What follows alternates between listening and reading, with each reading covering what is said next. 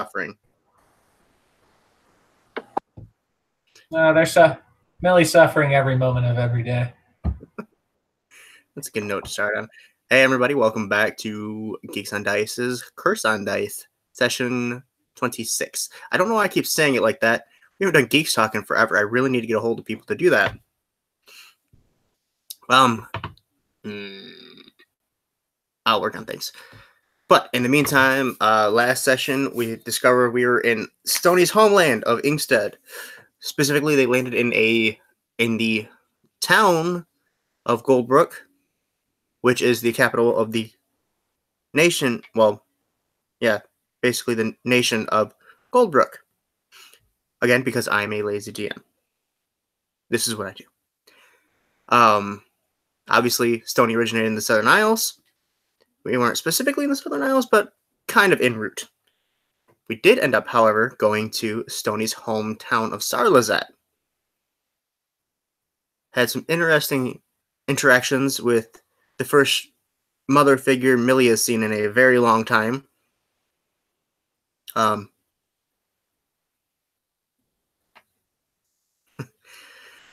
then had some interesting ships from the family. But when last we saw, Stoney was sound asleep in his bed, watching the stars cross the sky, knowing that when he wakes up in the morning, his brother's going to arrive. For the first time in a very long time, he's going to be with all his family. And just in time for the Summers Festival. Hence the title, Summers Festival. And why Connor looks like he's ready for the Summers Festival. Also, we've all been trapped in the polar vortex, so we're done with the cold for a while. We're going to pretend it's warm for a little bit.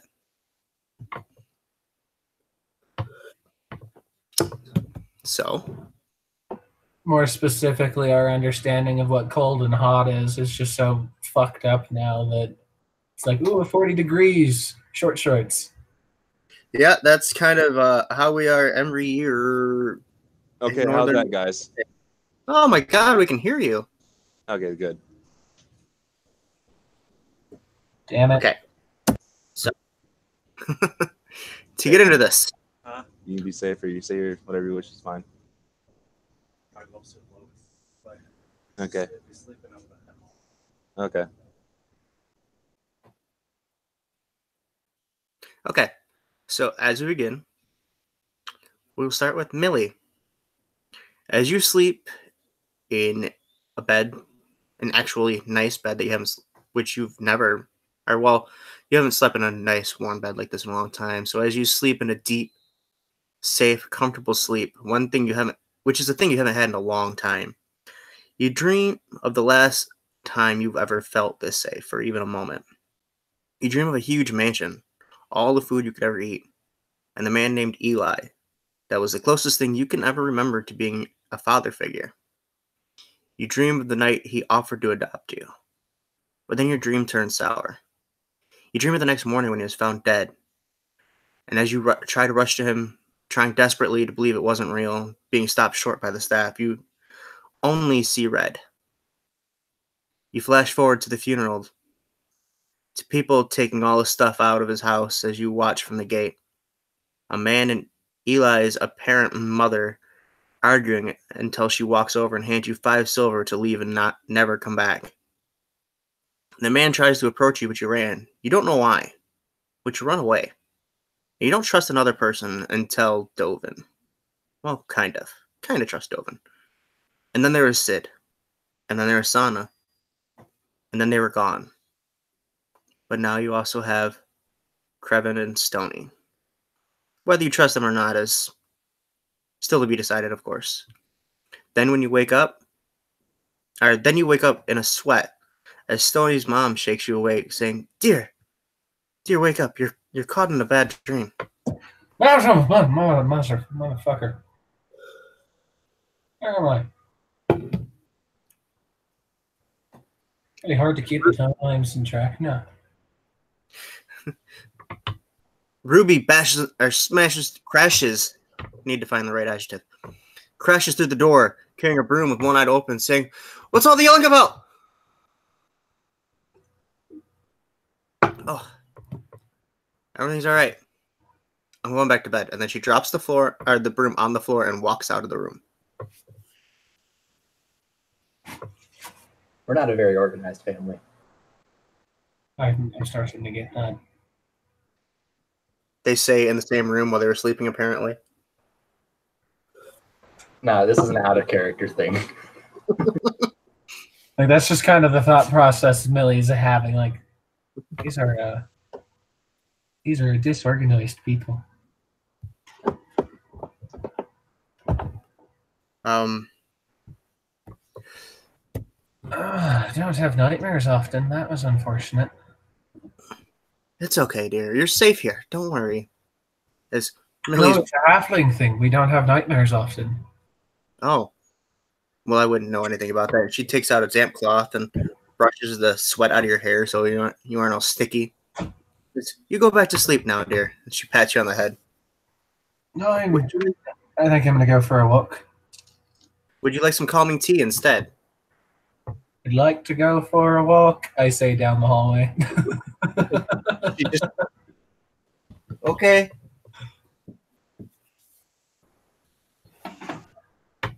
So where do you walk specifically?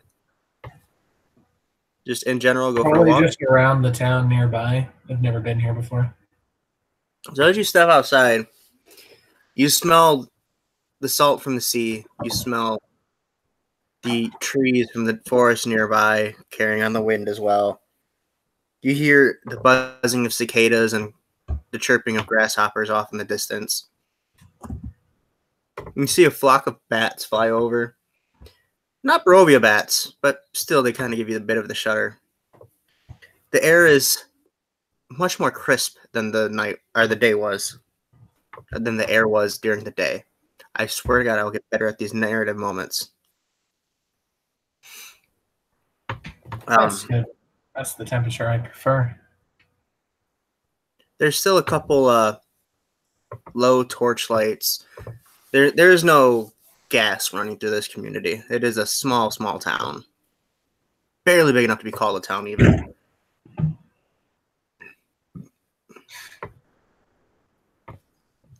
Well, better than getting shot at. You hear from off in the distance. I hear that.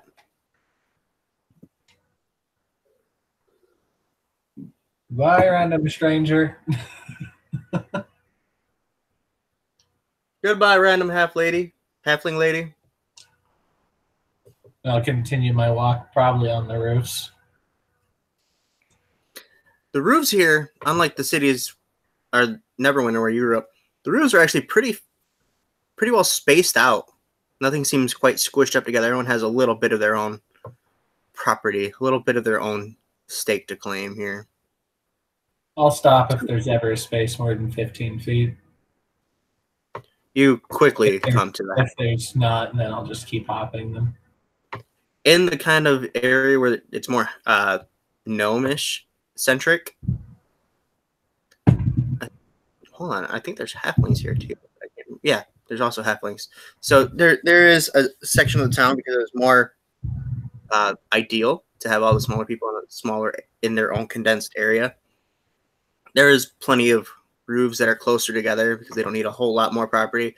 With the exception of the Tark family's property, which is fairly large because they bought more property to store all their gadgets that they are, quote, working on. Disorganized family. Yeah.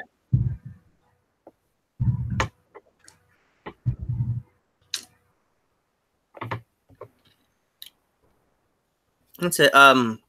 Overall, your night is pretty uneventful walking around Starless. It's actually, for the first time, a nice, calm walk during the night. You out of habit keep watching over your back, but after a while, you realize you really don't have to. Probably still half stealthy out of habit, though. Yeah, I assumed as much. Partially just because it makes it so people are less likely to walk up and talk to you. I did a thing. There it is. That needs to go over there.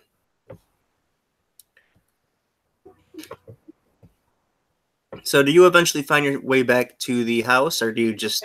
After like an hour or two, probably. Okay. That's what I figured. I clicked on the wrong thing. I have like 5 tabs open because I have notes all over the place because it's easier that way than scrolling up and down, up and down, up and down, up and down. The following morning, Stony, you don't normally wake up quite this early. It is before sunrise. You can hear Dovin and Krevin snoring in the other room. Or no, Krevin will be snoring in your room. Krevin's in my room. Dovin and his wife are in another room. You can hear all 3 of them snoring, to be honest. Let's be honest. Loudly. There's only a smell coming from one room, though. And you know which room that is. So, you get up. You're probably very excited. You know your brother Onyx is here, and Onyx is probably the one you got along with the most from your immediate family. But as you walk out, you can smell bacon and waffles. Fresh eggs. And you walk out, you see Ruby and your mother are already awake and making breakfast before everyone else is up.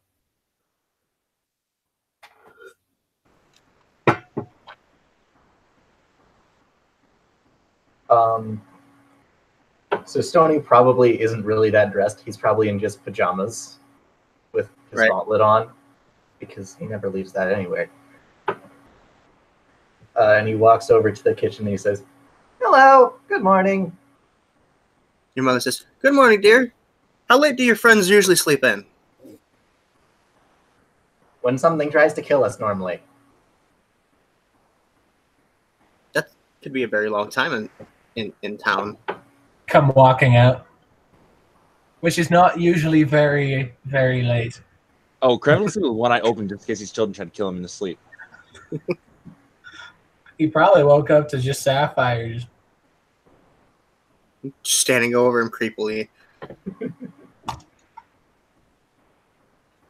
In fact, Krevin, when you wake up, Sapphire is in fact standing over you. Like Just on the full- bed, like staying above me on the bed. Like her face is like an inch and a half away, and as you open your eyes, she stands up. She's holding her knife that she likes to carry around. She's super creepy. Nice knife, kid. You That's smell beautiful. funny when you sleep. Most adults do. Can I help you? She hops down off the bed and just walks out of the room. In my mind, that child's gonna kill me.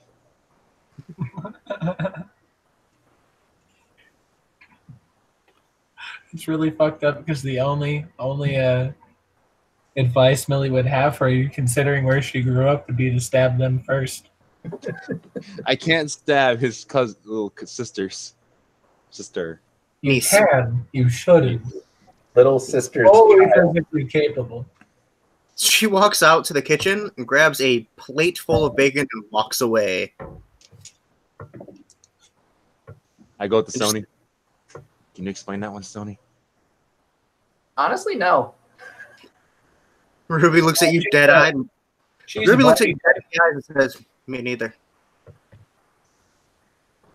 Who's Millie says she's a Barty type, while kind of nobody here probably gets it, but in the Thieves' Cant, just kind of signaling she do magic. Who's her dad? Probably the same one that Stony has, or Stony's uncle. Stony's uncle, maybe. It's his niece, so therefore I hope not. Ruby's looking at you horrified right now. I don't understand how Gnomish families work. They work the same way as other families. No, my husband died in the war in the north. I don't know. Do I know this war? I would know this I war. thought that was a Lord of the Rings title. A what now? No, you were thinking of the War of the Two Towers, I think. I don't know the titles very well. I'm thinking of a video game. Kevin is very confused. Is an Inkstead. What is Lord of the Rings? I don't know this lore. Explain. Oh, well, It's an old Book, legend. dear. Tony's mom says, "It's a book, dear. Just eat your breakfast." And she slides you a plate of bacon and eggs and waffles. I Stony's plate is only waffles. And just in case anyone forgot, all the tall characters characters in our campaign are currently very small from a potion given to them last night. So, you know, the big imposing barbarian and monk are now Stony size. Yeah, they look more like a goblin and a gnome, and Chibi. Krevin looks a lot more like a Chibi. halfling. The chibis. Basically, yes, the three big ones are chibis right now. Awesome. I love it. Chibi monk. Can this potion be permanent? I'm okay with that. So, Stony's plate is just Just off. trying to glare at you. Being small is our thing. We can't carry as much, but we can hide a lot better. I know, I'm a monk. This would help. But how else are you going to carry me away from danger when I pass out? Otherwise, fly. I can hide behind you. Billy's behind with the knife. What? No, Millie can't hide behind you if you don't go back to medium-sized. Fine, fair enough. Crystal, Stony's mom, looks at you, Millie, and says, "Honestly, dear, I thought you'd be asleep a lot longer after your restless night." Yeah, what's sleep? Mm. That's Stony just very glances around, extremely hoping nobody assumes what he's think they're going to assume. Wait, what was that? Stony glances around, hoping beyond hope that nobody assumes what he thinks they're going to assume. Oh, you're talking about the mating thing you mortals do. Stony, roll a charisma save real quick. I've watched you go unconscious 5 times. You're just as mortal as the rest of us, you cocky motherfucker. I 15. know, but I consider you as mortal as in humans, as in dragonborn or whatever race you are. It's very racist. You managed to not blush as you I look don't really around. see you as a race. You all separate each other, but I think you all the same. And no, Krevin, it wasn't mating. I slept through the whole night. I wasn't even close. Good. I didn't hear the noises like we heard with Dovin and his wife back at the end. Sounded like 2 Yetis fighting.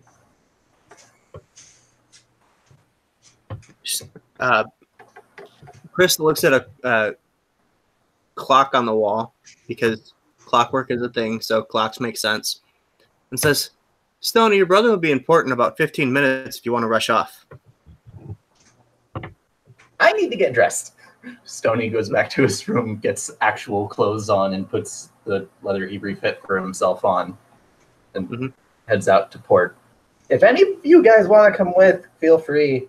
Yeah. If I don't, your family's gonna torture me with questions. I'm betting Mama Noam already cleaned our clothes, didn't she? Yeah.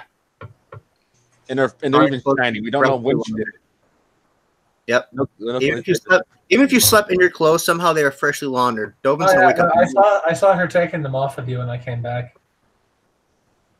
She was real gentle. And then I keep walking. Thank you.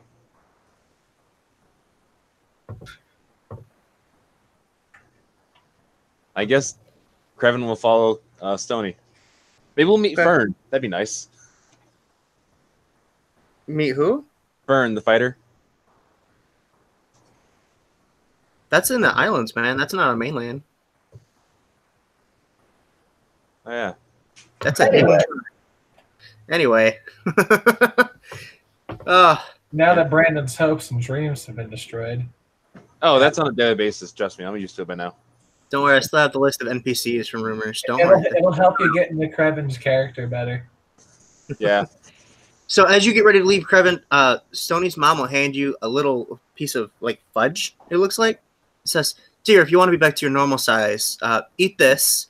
And if you come back to the house, she hands you another vial of the potion. And says, drink this so you can come inside instead of sitting on the lawn." Thank you. Her middle name is Alice, by the way. She pats you on the head and gives you guys a to-go baggie, basically, of breakfast foods, which is mostly just waffles and bacon. Krevin's going to contemplate these emotions he's feeling. It's okay to cry, dear, but No, not crying, just contemplate them. She's looking you dead in the eye and says, "It's okay to cry, dear. Just hurry with Stony if you're following him. He's already turning the corner." Okay, yeah, I eat the fudge and follow Stony. Okay. Like mid twist, change to my normal clothes. Ignore it. For a brief second, I am naked. That's all I could think of when you said that.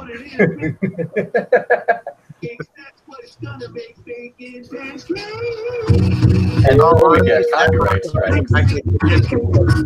Put waffle batter over her bacon and made pancakes out of them, because that seems like a Sapphire thing to do. That's what I would just do in real life. Why's it gotta be a Sapphire thing? Because Sapphire is an NPC in the game already. Yeah, because Sapphire's And awesome. we killed Krevin for it. That's unacceptable.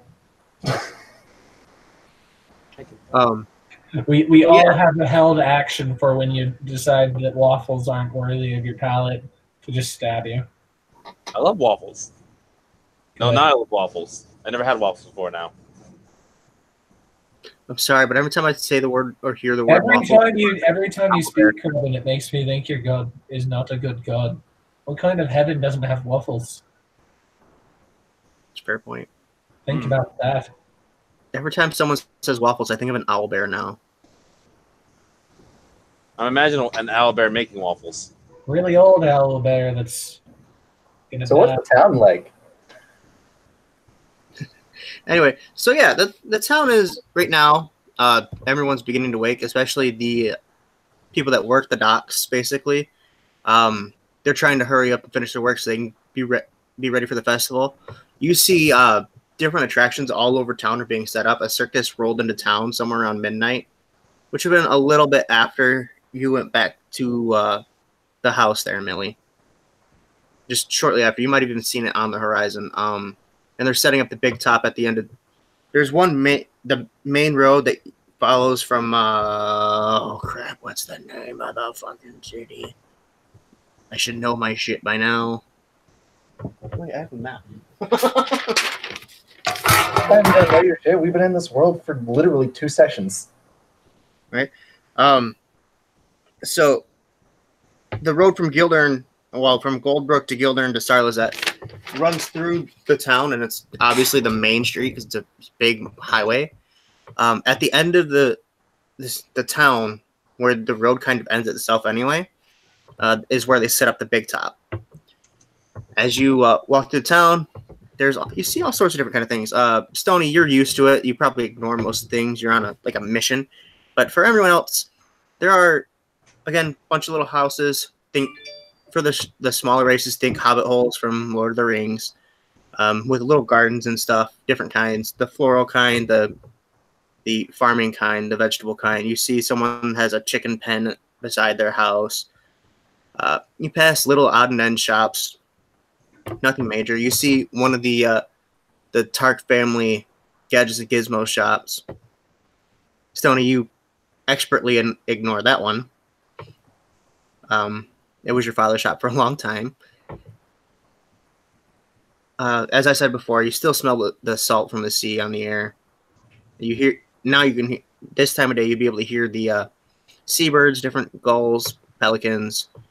Which, by the way, pelicans make a really annoying noise. In case you don't know that, you hear the ocean slapping against the docks on the shore. As you make your way to the shore, you see people hurrying around. This is where it starts to get a little more noisy.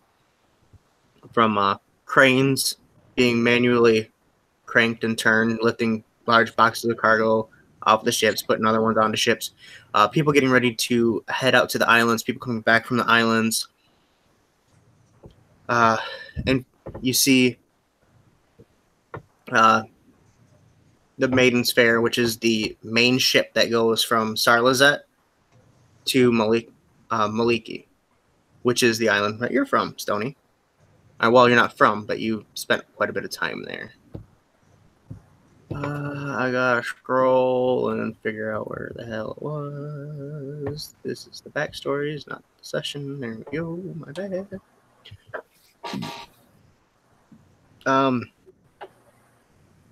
Stony, you know this is the vessel. You took it yourself a couple times.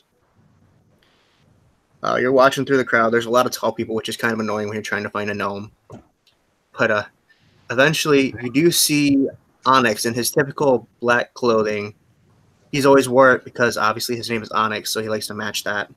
He's the guy. He's always thought, basically, he likes to be funny like that, in a ironically As soon as goth Millie way. sees him, I see why he's the one with kids. Millie immediately hits on him.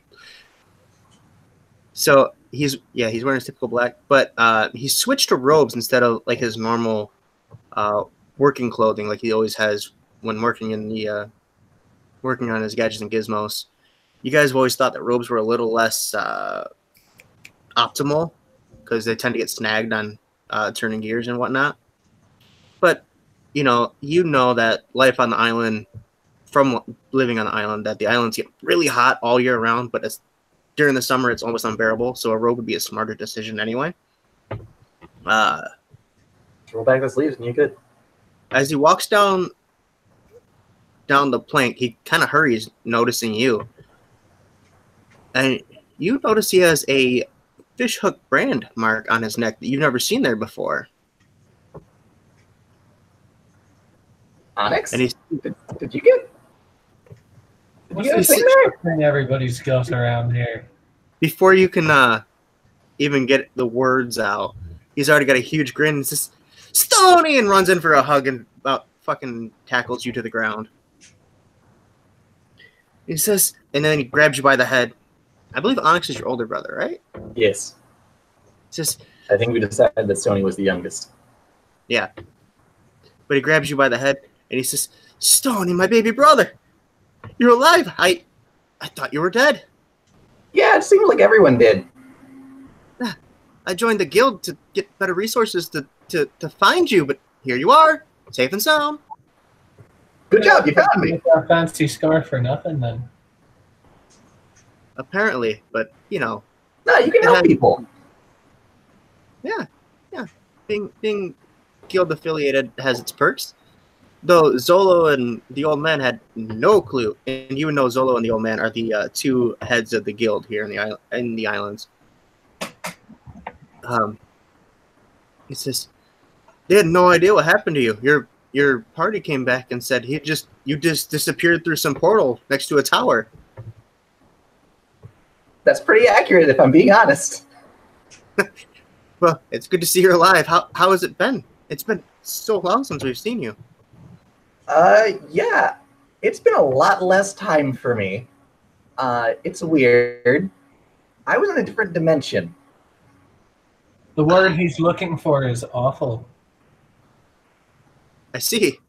Well, that's unfortunate. Oh, I should introduce you. This is Krevin, Yeah. and this is Millie. When he says Millie, he reaches out his hand, takes yours before you can react, kisses it, and says, My, what friends you've developed, Stony." Finally, someone understands that we're just friends. What'd you say, Millie? Why is your entire family like this? I'm just waiting for Millie to say Krevin strike. They still have to follow your commands. And then he looks at you and says, "Oh, Krevin, very nice to meet you." He sticks out his hand upwards at you. Do I know you? I'm I Stony's just brother. introduced you. Oh, yeah. Hello. And he looks at you, Stony. This one's kind of rude. That's okay. Everyone has their quirks. He's been raised weird. Don't worry about it. Mm. He serves a terrible god. She's not terrible. That'll do it. That'll do it. They're for sure. terrible. He's from a heaven that doesn't have waffles. Hey, I can Says- only be an evil god. he starts patting his robes and says, "I didn't know you were bringing friends. I didn't even know you would be here, Stony." Here, and he pulls out a little. It's a ball about the size of a quarter, and he hands it to you, Millie. Oh, what's that? Here, take that. Press that button. It turns into a little four-legged spider-looking device that crawls up your arm and settles on your shoulder. Oh, are his machines constant? Did they break down? I ask him. This is disconcerting. Why is this on me? Well, it's a gift. I think Connor's frozen. I show him little Krevin, a little tiny robot version of me. Oh no! Connor will be back shortly. But Dun, Yes. dun, dun, dun, Yes. dun. I've perfected my clockwork creatures. That thing can do a few different things, and he pulls you all to the side. Says, for instance, if you need to pick a lock, this can do it for you. I can pick locks. But can you do it from across the room? I can do it fast. Nah. If you don't like it, you don't like it. I tried. 2 locks in 6 seconds fast. I show him Mini Krevin. See if he can fix it. He turns to you, Krevin, Yes. and hands you a small monkey, and he turns the crank, and it begins clapping some cymbals. That fits Krevin. I What about brought that for the children, but you seem like you might enjoy it. what about The children will get it eventually anyway. Hold on, can you hear me? That they probably will. Yeah, I can hear you. How about little Which- Krevin? What Tell about you- Krevin? Little Krevin, the little robot that Stoney made for me. Little clockwork machine. Can you fix that? Does that? He says, "Sure, I can fix that, but let's do it at the house instead of here on the docks in everybody's way." Fair enough. And then he grabs Stoney by the shoulders and leads him back. As you guys struggle to keep up, he has a much more brisk pace than Stoney has. Now that Stoney's distracted with his brother, Billy's going to kind of fall back a little bit and keep an eye open for a mark. For a mark? Someone to steal from. Oh, okay. Roll? Well, you have a high passive perception, right? 18. You're actively looking, so you'd have to roll perception anyway. Watch out. Sorry. Better. 13 plus 8 is 21.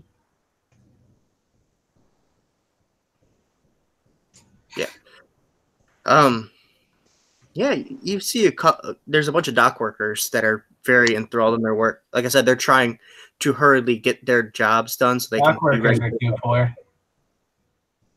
Billy wouldn't There's- steal from someone that broke. That's fucked up. There's no one particularly wealthy that would be awake this early in the morning because they own their businesses and don't have to be up this early. Thought somebody might be getting off the boat. Oh, I guess there would be a few tourists who would look like they might have some money. I mean, it is a festival. That's true. That's true. God, that's So- fucked up. Go ahead and roll a sleight of hand. Up all year to go to the festival, honey. Oh God, Oh. where's the money? What am I doing? Roll a sleight of hand. Not as good. 13. Yeah, Ooh. 13. Making pancakes. Let me roll a thing. Yeah, I rolled a 6. 6-0. 6-0.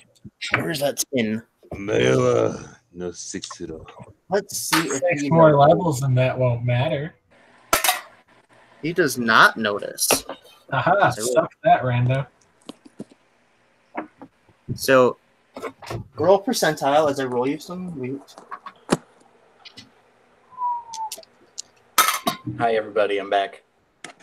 PC Hi, kind Connor. of shit itself. 21. You manage to snag a coin purse that has 7 gold and 3 silvers, as well as roll percentile, because he did come off the island, so he may have a thing. Roll another one. Yeah, roll percentile. That one is 3. On percentile?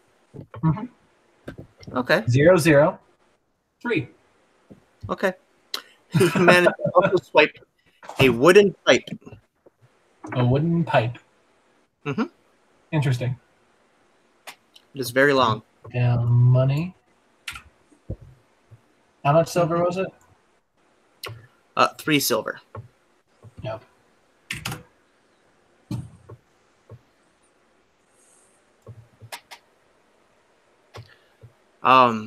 So Connor, Onyx has grabbed you by the shoulders and began hurriedly taking you back to the house, offering to fix the mini Krevin that you made for Krevin forever ago that I forgot about. Nah, I can do it. It's fine. But don't yours break down after an hour or so? Yeah, so will his. Oh, I guess He is for, also rock gnome. I could have swore you just said that his He one said- break. He looks back and says, "Mine break after 2 hours because I found a new technique." Catch Don't up. worry. Really? That's interesting. You'll have to share it with me. He pats you on the back. "Don't worry, Stony. I'll teach you how." What are you guys arguing about? Which one's gonna marry you? That's Oh, not at all what neither we're of them. talking about. Onyx gives you both a sly smile. Whoever's Really? going to marry me has to best me in a duel. And I pat my rapier. He stops walking and lets Krevin catch up. Krevin, And says, he was the one person who didn't think we were a thing. Krevin, tell me more about what's going on here. I don't know. I just see a bunch of jokes. I wanted to get in on it. Oh, that's That's less the most fun. ashamed I've ever seen you. And you once insulted your god. Not as often as I insult your god, but that's clearly because they deserve it. Onyx, you know me. You know I get nervous around the pretty people. I'm not nervous around these two. That's You rude. seem pretty nervous. Did you just call Miss Millie here not pretty? No. I mean, yeah? He's got a very blunt manner, doesn't he? He catches up to you quickly, Millie, and says, "My brother must be blind, Miss Millie." Just put the half-drawn pistol back into its... Just kidding. I wouldn't draw a pistol over that. Billy has absolutely no attachment to her looks. It's fine either way. Randomly picks a flower from someone's... Uh-oh, there goes Connor again. Randomly picks a flower from someone's windowsill and hands it to you. Says, "Here. It does not compare. How about a daisy?" Do daisies have a smell? Or are they just kind of pretty? What's that? They have a very faint fragrance, if I do Yeah, recall. not. But Millie's got a very strong sense of smell, so. Oh, not bad.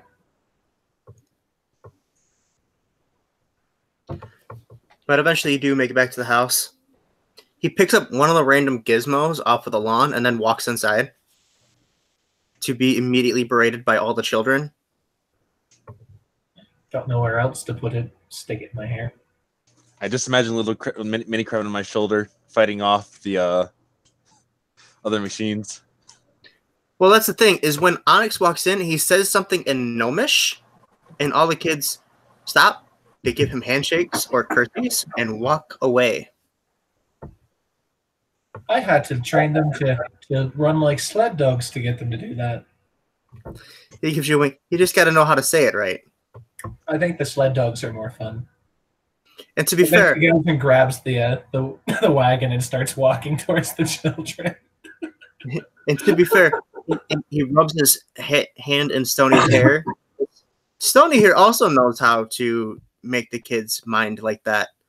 If they didn't, it's because he was playing a joke on you, which I find funny. Stoney's like, I mean, if I'm being honest, I've had a lot to deal with recently. It kind of slipped my mind. he was almost eaten by spiders Oh Several my! times. several times. And what were you doing during this time? There were revenants. There was a vampire. There were zombies, werewolves. We were trying to save a big ol' country from a vampire that was ruling it. There was an angry statue that's face was made of shadow. That one was interesting. That one killed us. I nearly died a lot. That's really a lot of creepy stuff. Were you by chance vampire? Hold on. Were you talking about Barovia? Yeah. Of course. Barovia. I pull out the golden Z. I pull out the book. I pulled He the points bag and of flesh. I haven't sold it because it's only painted that. Like it's not like it's worth anything. I show him the bag Yeah. of flesh. It pulsates a little bit. He offers you a silver piece for that bag of flesh. Don't do that. It's worth a lot more than a silver piece. He's ripping you off. That's the very first gift I ever gave you, Krevin. You wouldn't sell that wouldn't. for silver, were you? No, Oh, if it's a gift from Miss Millie, then I can't offer to buy it. what are gifts? Not for a silver. I'll give you 10 gold for it. No. I fear Miss Millie more than I do you. Sure. And given the opportunity, Millie's going to make sure that thing's on him when he dies. Why? I don't understand. Because it's funny. With a smile, he looks at you, Stony, and says, "You have some very loyal friends. Now tell me Yeah. all about Barovia. I always wanted to Brandon, know." just do me a favor and Google Brando Barris. And then kind of think about what that kind of character would mean to a halfling living on the streets and what they'd want to be. And you'll have a good idea of why Millie's the way Millie is. What's his name? Bran what? Brando, just like Brandon, but Barris afterwards. Halfling god of thievery. Barovia is very dark. There's fog every day. There's no sunlight either. Onyx's eyes are glittering. I look like the monster. Everyone there is sad except for You me. didn't tell me your brother was an edgelord. Not an edgelord, just very intrigued in the strange and creepy. There are werewolves It's not a there. bad thing. It's just a descriptor. Anyway, continue on, I- Stunning. Like, I have 12 books published on these matters, but whatever. And none of Published them 12 compared books to since I the was gone? actuality. I have written 8 since you were gone. Oh, the other ones you finished but hadn't gotten published yet. Yes, that's what it was. Okay. I can't even read.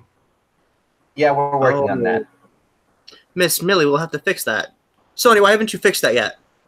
And he slaps you with a stick he pulls out of absolutely nowhere.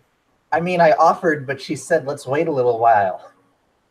To I be just fair, realized what that sounded like. It is not what it sounds He like. smiles at you and says, "They always say that, don't they, Stony?"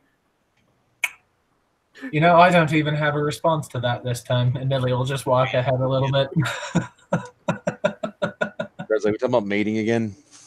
You're already in the Stony! house, if you recall. You're in kind of the living area. Oh, that's right. Damn it.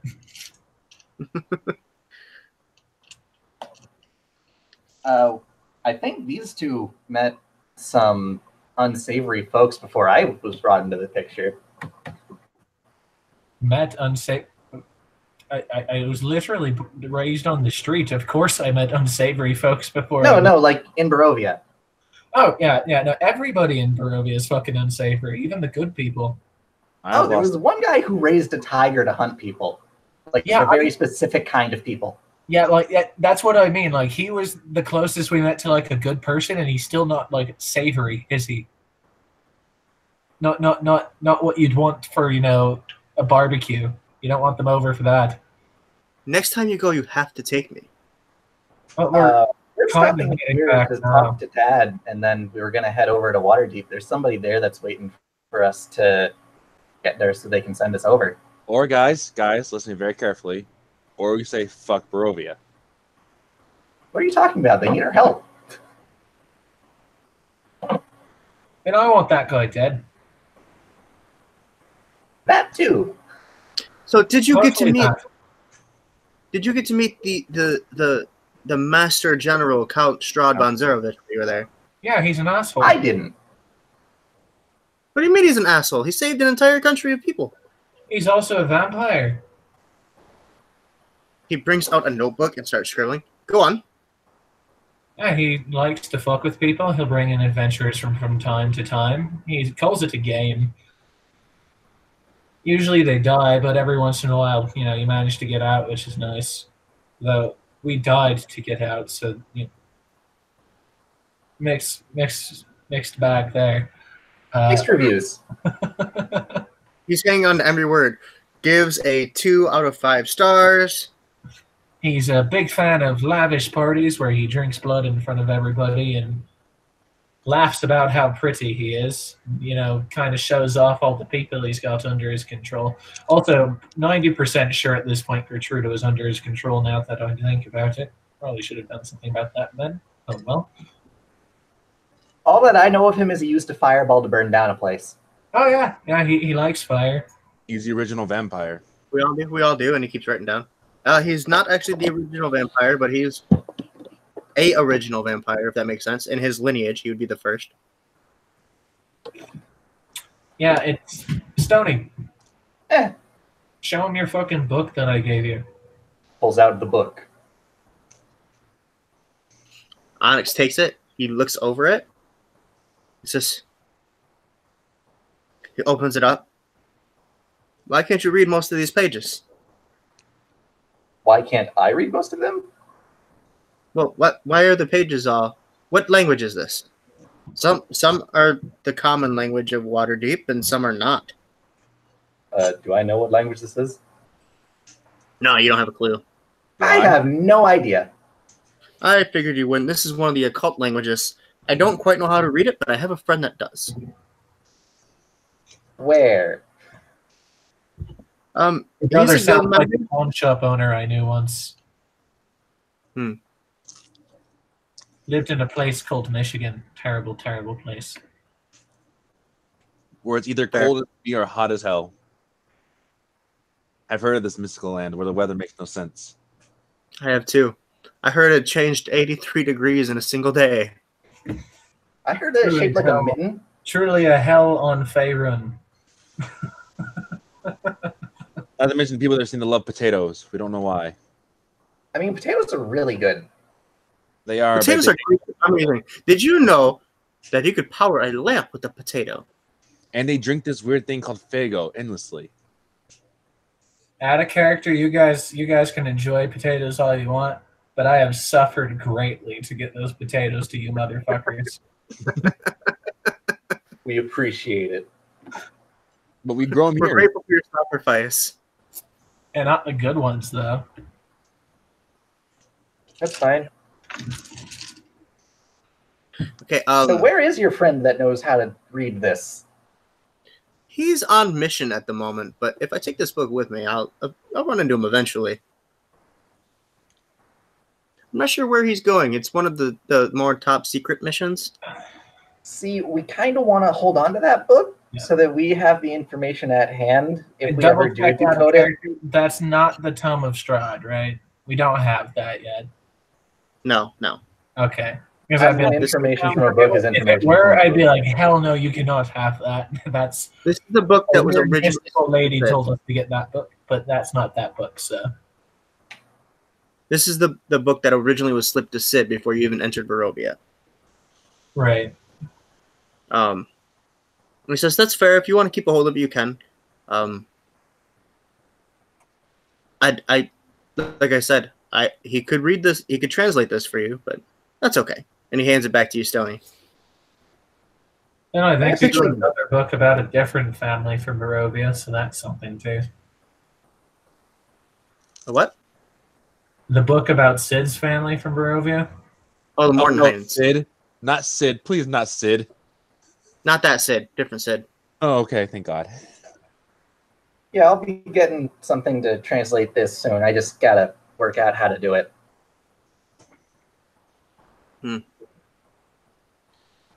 Well, if I see my friend anytime soon, I will point him in your direction, Stony. Wait, where are you heading? Are you staying for the festival? He grabs you by the shoulders and says, "Please tell me you're staying for the festival." We're staying for the festival. All the children look at you in unison. We're staying for the festival, but after that, we're leaving for Waterdeep. They're all cheery. We are apparently staying for the festival. What's a festival? He says, every time you speak, every time, your god is a demon.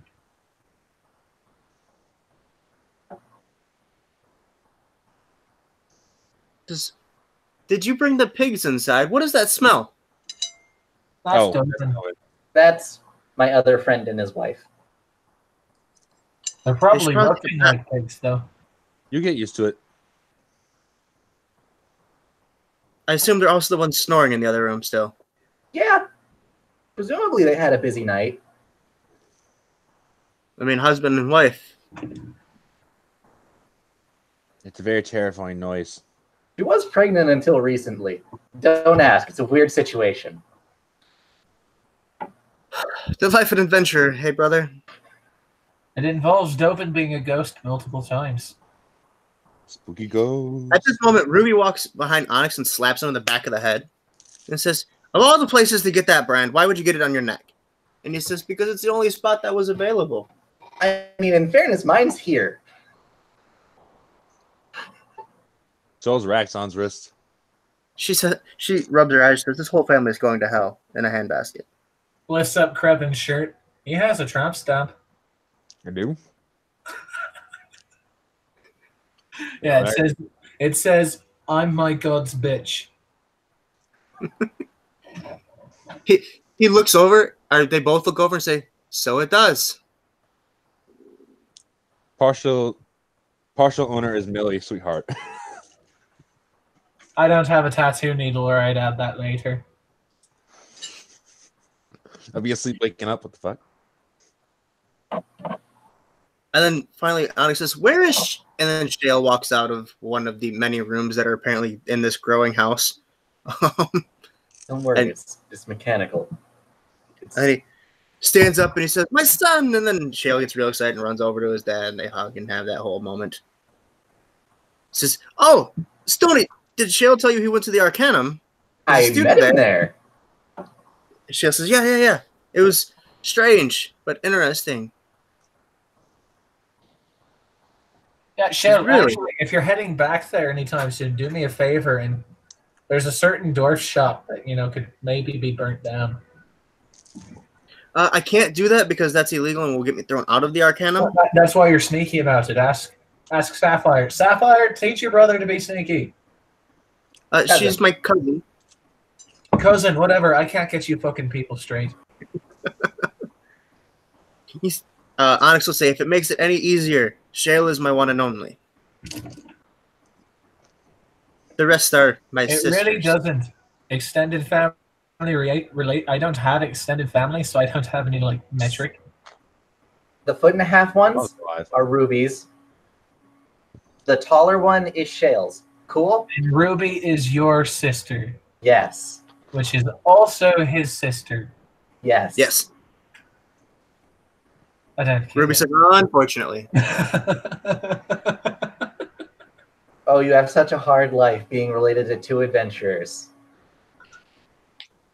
When your children look, you're likely my to die at children any look given up to moment. when my children look up to their adventure uncles and I have to worry about their future, a little bit, yes. Yeah, they won't die, probably. There's a I trick joined the there's a Euro, trick apparently to they- making sure they'll be okay. Give them knives early so they cut themselves young. Just then you're ow from Sapphire. See? Just Look at who the look at hell all is Sapphire with a knife? look at all the younger ones and pull out my string of 4 knives. Who wants to play with knives? I would begin juggling knives. Roll dexterity check. Okay, where's my dice here? There. Dexterity check or save? Check. Okay. Let's see. Dexterity, I have a +2. 14. You manage to only slightly cut yourself as you catch the blade side of a knife. Good. As you begin bleeding on the floor. Pain you learn. I could teach you to juggle. As you begin bleeding on the pristinely clean floor of Crystal, aka Stony's mother, Still, the color drains from Stony's face. all of the Tarks in unison look at you and their jaws drop and go, I suck it back in. Seeing the room do that, Millie just kind of shrinks into Raven form and Oh, I'm not in the house. I haven't eaten the fudge. I'm flats we're into outside. if there's any rafters or anything into those. Wait. We're outside. I never ate the fudge. You ate the Crystal fudge, you just didn't drink the thing. Crystal walks in with her eyes ablaze I apologize bucket. profusely. with the bucket and a rack, and she says, I son, got this. you're going to learn how to clean today. And she hands them to you. We're just cleaning. Well, you're going to dip this in the bucket, and she hands you the rag. She says, you're going to make sure that doesn't show red anymore. Or any other color. Or any other color other than what it should be. Okay. And she hovers over you as you clean. And she looks at all the Tarks and says, "Oh, come now, he's a guest. I'm not going to hurt him. Yet." Somehow catches the porcelain floor on fire. Don't know how I did this. I'll Sets the flat bucket. back down and land on Krevin's shoulder while he's cleaning and do babyface Raven. The most horrifying of ravens. So Onyx will look at you, lean over to you, Stony. That's pretty cool. Yeah, she's a weird one. I want to be bitten by a were-tiger. He says, "Weird keeps weird company, brother." I mean, you're not wrong. I know. You That's why make I sure said you're it. not bitten by an angry one. I'm just surprised you guys haven't tried to give me peanut butter yet. Why would Onyx said, "You do that." What the hell is peanut butter? It's No, like- mashed peanuts. I'm assuming you mash peanuts with butter. That sounds gross. It does. I don't know what It's this pretty is. good, actually. Your friend seems like he might eat it. I can taste every molecule. I was mayonnaise. pretty sure that Krevin just existed on his god's farts. No, we ate. Is he whispers to you, "Is he a cleric or something? Why do you keep talking about his god?" Oh, no. I'm not No, clear. he's an Asimer or an ass. I And showed him. I'm 90% sure that his god is like super, super mean or maybe even evil. I showed them by going into the angel form. Like send wings and everything. Crystal immediately says, "Put those things away in my house. They're incorporeal. They can't touch anything. Put them away." Okay. She's I don't holding know his how- wooden spoon. I don't know how to turn this off. Turn it off. Stony Be grabs quick. the top of one Turn it wing. You can't touch it. You just phase through it. I use Mage Hand. I don't know how that works. I mean, incorporeal. I guess it could work. Sure, why not? I'll allow it. now he has something to use against Ghost. Your mage hand for grapple. Yeah, that'll work. Yeah, it works on my wings. It can work on Ghost. They're both incorporeal. Only made funnier by the fact that it is in fact a mechanical hand, not an actual incorporeal hand. Oh yeah, I forgot about that. I didn't. So yeah, I guess the Tarks just have you guys hang out in their living quarter, well, their living area basically, and catch up on everything that Stoney's missed out on the last year and a half. Talking about how the old head guild master Lothbrok, after he died, his sister Lily took over the guild begrudgingly. She hates the current job. She'd rather be out in the field. As many people know, she's a fierce fucking warrior. Who is? I elbow Onyx and say, "Hey, maybe you could ask her for the position." Onyx says, "Maybe you could ask her for the position." I'm leaving this dimension in a few days. And the all-powerful Team Carrot. Yeah, he would mention a Team Carrot, which sounds funny to you that are not from Inkstead. Team What? He holds up a hand. Wait. They're Are they, daft. are they related to a certain trader known as Maik? He's come through Neverwinter once or twice with his wires for coin. Yes, he used to be a part of the team, and after he left, I believe a daft person joined them, and he somehow got to name the group. But they See, did say I thought that cat person was completely full of shit. not completely. His wares have value. They may not be worth the coin. It We may don't have a upcharge. team name yet. He stops and says, "Well, that won't ever do. How long have you been together? At least a month or two, yes." Like a week and a half. Well, now's as good a time as any to come up with a team name. And he stares at you intently, all of you. I recommend Hey, Team no, Carrot. no. Let's not do that because that's how you get stupid names like Team Carrot. Like you guys are now, you realize you live in a country whose greatest heroes, some of their greatest heroes, people who are going to go down in history, are part of Team fucking Carrot. Okay, here's a I mean, question. they're Connor, are The you gonna greatest give heroes? The greatest heroes would be the Guardians, which is a much bigger Okay, group. not the by greatest heroes. They're still going to go in history. They killed someone, you said. If you Connor, know who they are. some peanut butter? How much does a team name matter? The actual names of the people matter more. Well, I usually lie about that. Well, Team Carrot went through a lot of members, didn't they? It's like the He said- Spice Girls of adventuring parties. He sits back and he thinks, well, no, the ship name wouldn't make any sense because it'd still either be Millie or Stony, which wouldn't be as funny as you'd think it'd be. Okay, I might have this. What's everyone's first letter? S. S. Are you deaf as well? Oh, Once again, a deaf friend is making the team name. The beginning of my name starts with a Q. It's just silent. Okay. So you have QMKD to work with. I'm really glad that Krevin's name isn't a B. Revan. Because of Bible discussion study meetings. Mm-hmm.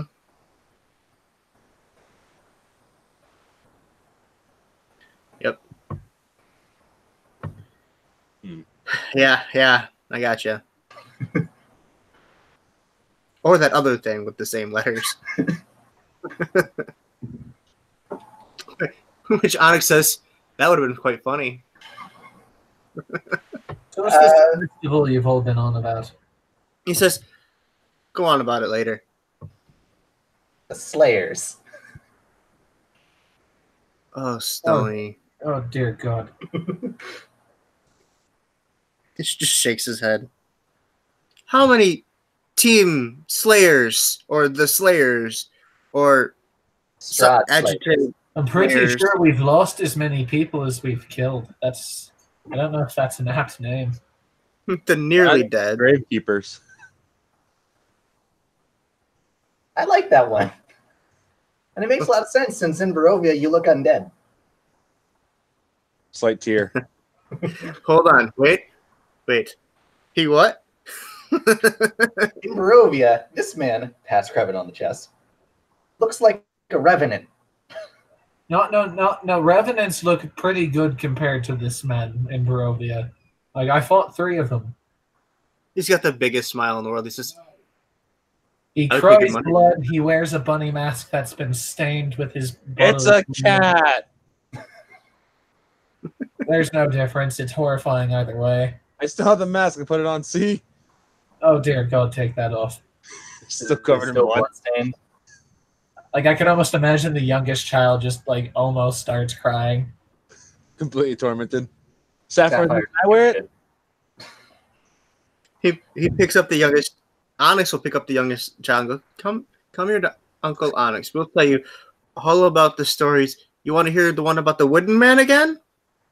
She looks at him and says, yeah, but can you leave out the part where he kills his dad this time? He goes, of course not. Says, I go stories up to have the been youngest written as child. told. Do you want to hear about the story of a man who trained a tiger to eat people? She looks I just imagine Sapphire's I'm asking. scary too. Would she, Connor? Sapphire be asking to wear the mask? Yeah, probably. Sapphire probably already has the mask in her possession. That's no problem with me. I think it terrifies people, so. She went to put it on and then she takes it off. She hands it to you and says, this thing stinks. Never mind. That's probably the dried blood. Yeah, probably. I didn't know blood smelled so bad after a while. And the fact that he hasn't washed it. I have washed it several times. It just keeps Tuesday. coming back. Look at you and I says, know.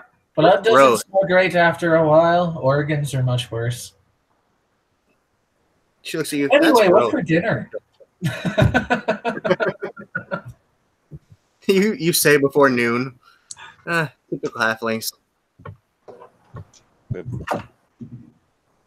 As you Oh, it's hear only noon. What's for second breakfast? and better. No, it's called brunch. Crystal says Well, rabbit that's stew. 11 piece. We have rabbit stew with potatoes.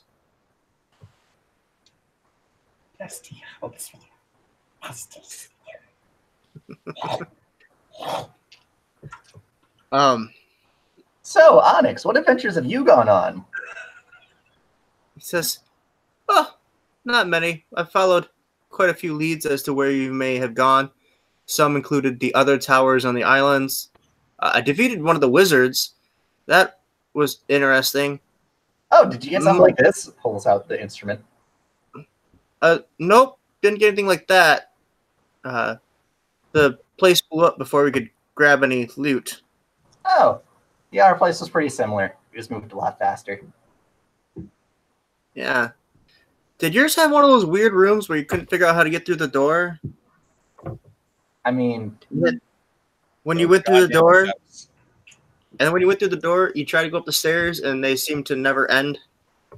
yeah. Then I pulled up the carpet.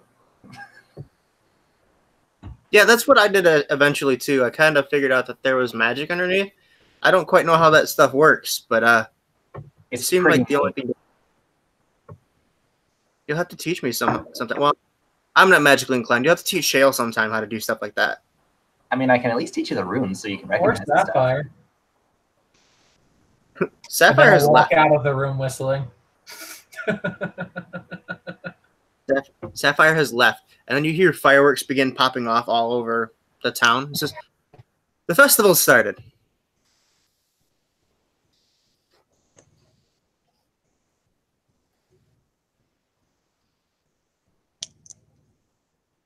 Uh-oh. What'd you do, Connor? Connor's in. He's moving his head. Movement. Oh, Dorm. does everyone want to hit the town? Is Dovin awake by now? So is this like that carnival thing we're at? Dovin and his wife walk out. Dovin seems more groggy than usual. Must be the sobriety taking him over. But he does still look goblinish. Dovin, you should really spend a lot of time with your wife while we still have time before Barovia. No telling how much time we'll have to do anything while we're there.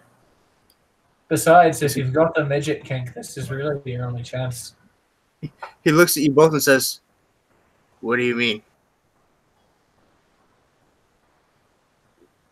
Yeah, that's the Dovin way now.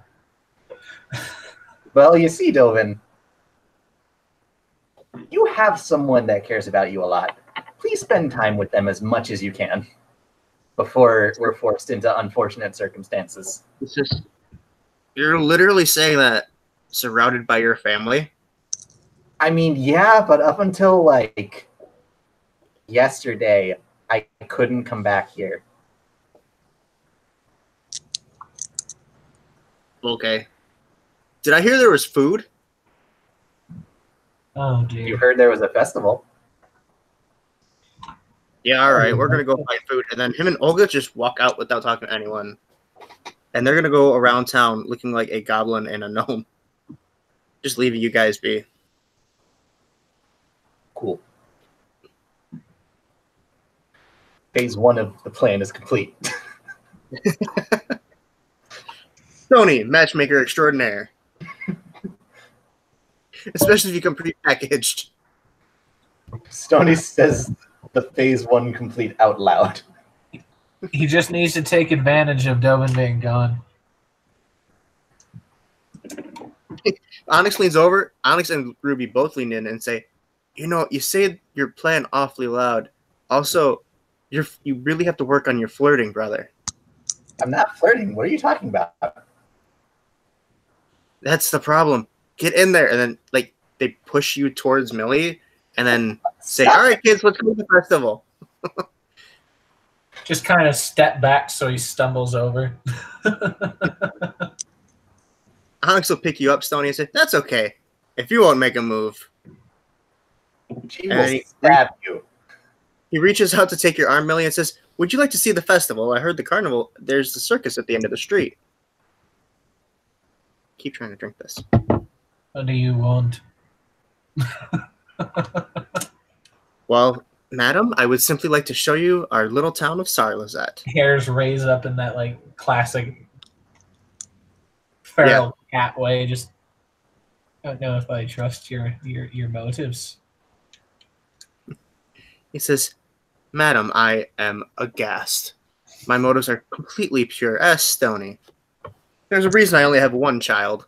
He's lying. Tony burned several people alive. I don't Brother, know. you've I gotten don't know how, bold. I don't know how pure he is. And Millie will take his arm. He will lead you out and show you a relatively good time. Stoney's just gonna go out and enjoy being in his hometown again. I would imagine at this point, Krevin, you have been abandoned by Millie and Onyx. So you're stuck with Stony. Just you two. I don't know. I'm curious of this As- peanut butter thing. Show me. What a magic! What? I'm curious of this peanut butter thing. Show me. I will take him to a stand that has peanut butter. There is a stand that literally has deep fried peanut butter logs, which is an actual carnival thing, by the way. They're gross. Deep fried what? Carnival logs. It's literally like a corn dog, but peanut butter instead of hot dog. That And sounds pancake batter. amazing. I would try it. There's a lot of white trash near Flint. It's surprising. Carnivals happen a lot. My favorite carnival food's the Buckeye Burger. I love elephant ears. It's a bacon cheeseburger on a donut. I know what it is. Trust me. We have diabetes. So yeah, they cost 3 silvers a piece. But Krevin, Yeah. this is probably, you have literally been to the heavens. This tastes better than the heavens. I roll Oh, for that- addiction. This heaven sucks. Yeah. I roll for addiction. There's a slight chance he's never actually been to the heavens. He just thinks he has. I don't know. So what I roll to resist addiction? Wisdom saving throw. Oh dear Lord. Krevin is our example of unreliable narrator. You have good wisdom and proficiency in saving throws and wisdom. You are a monk. Oh, yeah, that's right. No, he doesn't. That's a He has critical strength fail. and time to start out with. He gets the other one later. That was a critical fail. So yeah, you now have a peanut butter addiction because you said that. I'm gonna assume Stoney paid for this. If you want. Yeah, Stoney's gonna pay for it. Oh, by So the Krevin, way, your first time is free for I you. ordered- I'm using the Tark's relative infamy to whenever people are distracted around him, try and snag. What are you snagging? Just from random people? Really, yeah. Whenever somebody seems distracted by one of the Tark, like since she's with a Tark's relative infamy that she's noticed, she will attempt to snag. Just snag. Right. Roll a sleight of hand just in general. Fuck. Mm-hmm. Mm-hmm. Mm-hmm. Mm-hmm. 9. So for brevity's sake, I At rolled one a point- 2. you don't manage to get any money. And the one time you got close was a piece of cotton, like a cotton candy thing This place is terrible. from a kid, and it slipped immediately out of your hand and fell on the ground, and you just walked away whistling. What you don't see is Onyx handing the mother money so she can buy another one for the kid. Yeah, I buy 10 of those peanut butter logs. That's Okay. 3 gold. I 30 think. worth of. It's only 3 So that- gold. That is like 3 gold. That's fine. It's an addiction I need to feed now. That's a relatively cheap addiction. Yep. Yeah, Mike spent a lot more on skooma. A lot more. Well into the thousands, I think. Where So actually, we'll do the Onyx and Millie thing. Onyx will say, "Well, Miss Sweetberry, what would you like to see? We have the whole town is doing a festival." And while he takes you around, there are all sorts of carnival games around, including darts, which you had a thing for in the very first. yeah, probably Second. mostly the games because Whenever Millie would have been able to go to a carnival as a kid, it honestly would have been her opportunity to make a little bit of scratch in kind of an honest fashion. Because the skills that she had to learn, being a thief and all, made her a lot better at those games than most kids. Yeah. So yeah, there's the hammer with the stone thing for the. Not that one. There's a rope ladder game. There's the dart games, popping balloons, that kind of stuff. I just tried the rope ladder one. There's ring toss stuff. Okay, everything is 5 silver to try. That's fine. I'm fucking loaded. Not really. Is there an arm wrestling competition? At the end of the day, there isn't a big arm wrestling competition. I really want to have Crepin registered for that. No, we should put Olga in it. Crepin looks, as long as you keep offering peanut butter, I'll do whatever you want. I will get you 1.5 peanut butter logs if you enter this competition. Done. So, you want to try the rope ladder one? The prize is stuffed animals, but it's more of a pride thing at this point. And Millie's a good climber, so she wants to prove it. He will pay the 5 silver for the first game. Oh, yay. You need to make an acrobatics check. Oh, I'm really good at those.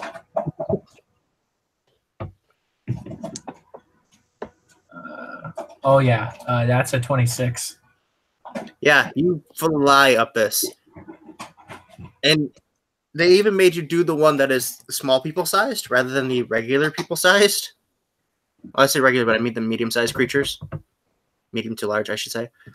And you just fly up it, ring the little bell at the top, and probably do like a backflip off of the ladder because you're so extra. Yeah, just kind of I got my Strahd cloak, so it flaps out a little bit.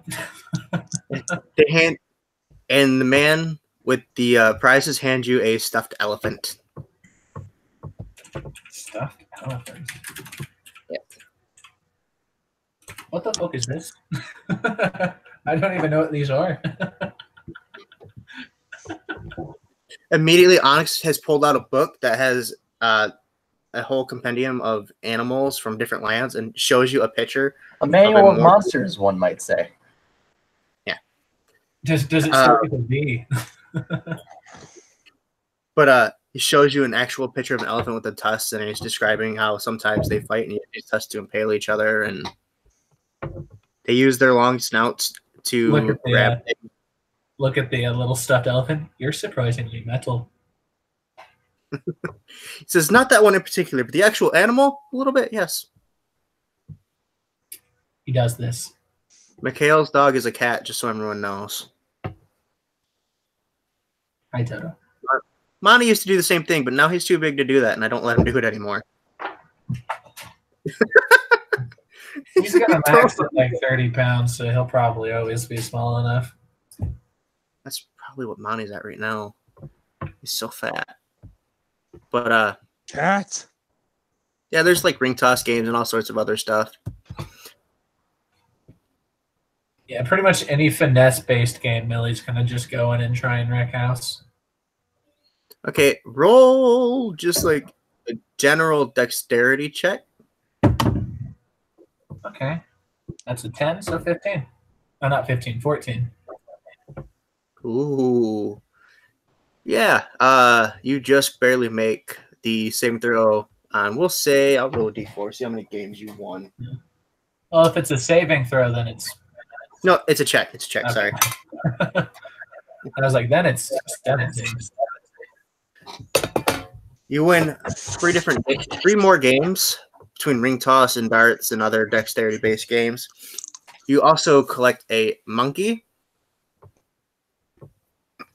a fox, and a hippo. If there are any street performers, Sony is going to upstage them. There are fire dancers. There are people that do acrobatics without, like, the flippy on the bar, acrobatic things without the bars, which is technically just flying, but kids don't know that. There's all sorts of unicyclists while juggling. Who would you like to upstage? Let's upstage a juggler. Okay, roll a dexterity check. I'm gonna tell you how I'm gonna upstage him first. If I catch sight of this, I want to yell in the crowd and just like amp them on for his side, away from like the other juggler. So Stoney's You're gonna very put his small. hand on the ground and he's gonna raise it up and he's gonna make an unseen servant after 10 minutes. He's gonna cast Mage Hand to pull it off of the front of his gauntlet, and he's going to hold it up, and he's going to flip it up into the air, and then he's gonna have his unseen servant catch it. Or, catch it. Mm-hmm. Oh dear. And let's see, what other shenaniganery can I get up to? And Stoney's gonna cast Hold Person on a juggler so that he drops his things.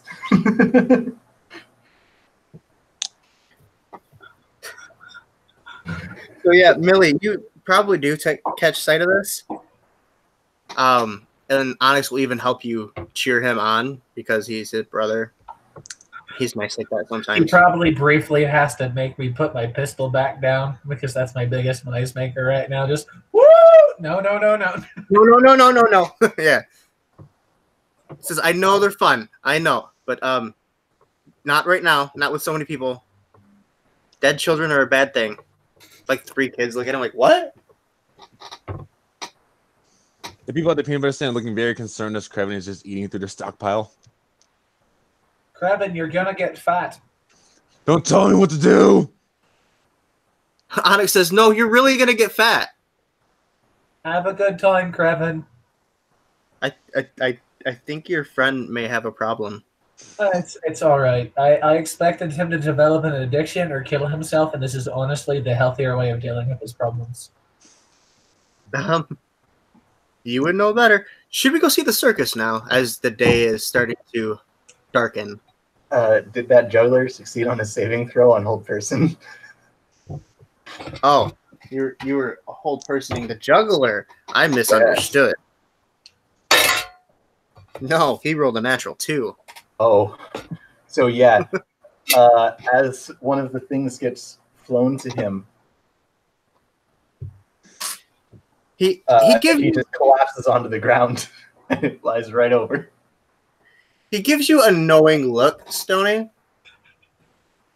Stands up, and then with the performer's grace, just bows his head and applauds you with the crowd. There's a slight crowd of people around Krevin and never seen a man eat so much peanut butter. The hand is going to get flung upwards and back onto the thing, and he's just going to get picked up by the unseen servant and held up.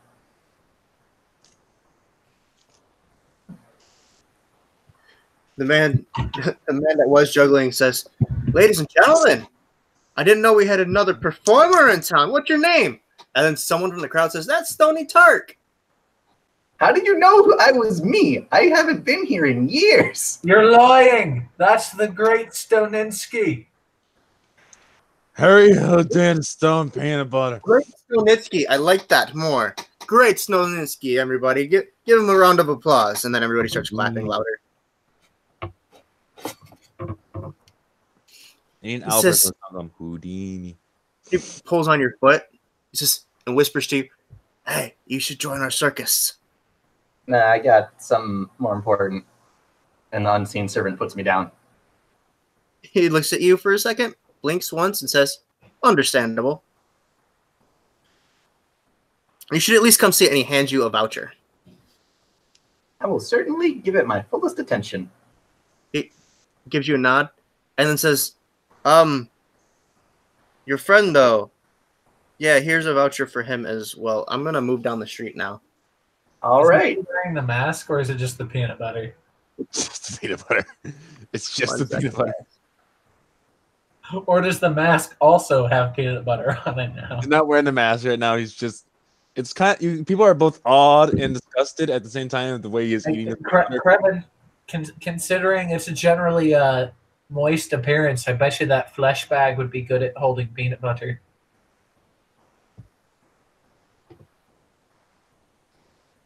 It could be your new peanut butter storage container. I am the storage container.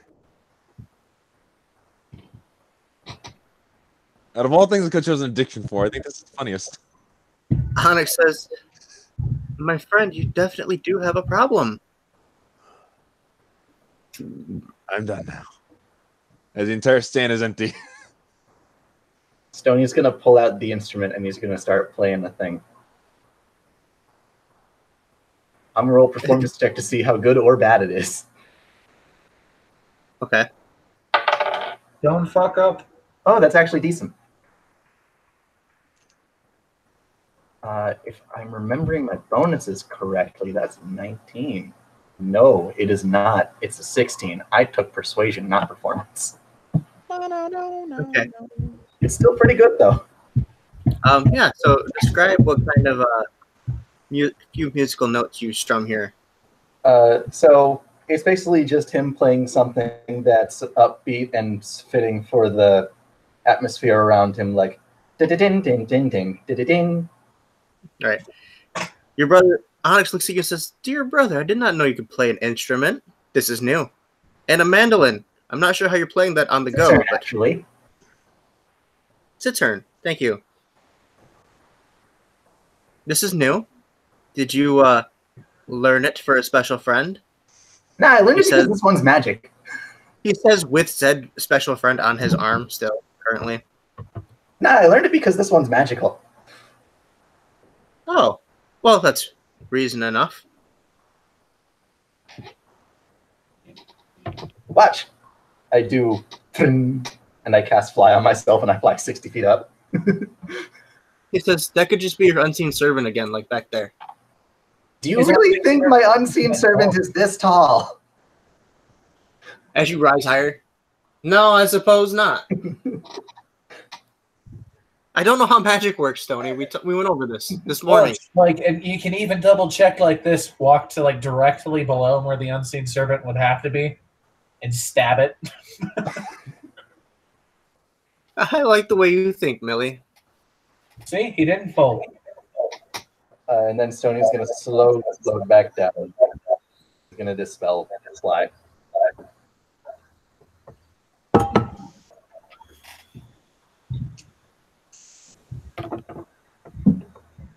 Okay. So Onyx will ask. Well, we've played most of the games. Oh, how'd I do with the You're- arm? He says with like my just bag of fucking stuffed animals. Right. He says, we could have dropped those off at the house. We passed it a while ago. Oh, no, I have plans. Don't worry. Okay. How'd I do in the and arm? your friend seems to be enjoying the food-ish. When is the arm I wrestling don't going to think happen? he's enjoying it so much as he's eating his sorrows. That makes more sense. The arm wrestling contest would be happening like 5 minutes from now. Hey, Near Kevin, you should probably get into the arm wrestling. I'm literally covered in peanut butter. Okay. I'm sure that'll be an advantage. So you guys find it, and make it there just in time to get Krevin signed up. Krevin, Yeah. you look at the bracket. There's a bracket. There's 8 players, including yourself. Okay. You get sat down at the table for your first arm wrestling contest. Now is this gonna be dex or strength based? It is strength based. Oh shit. Okay. And sitting across from you, your very first opponent is Olga.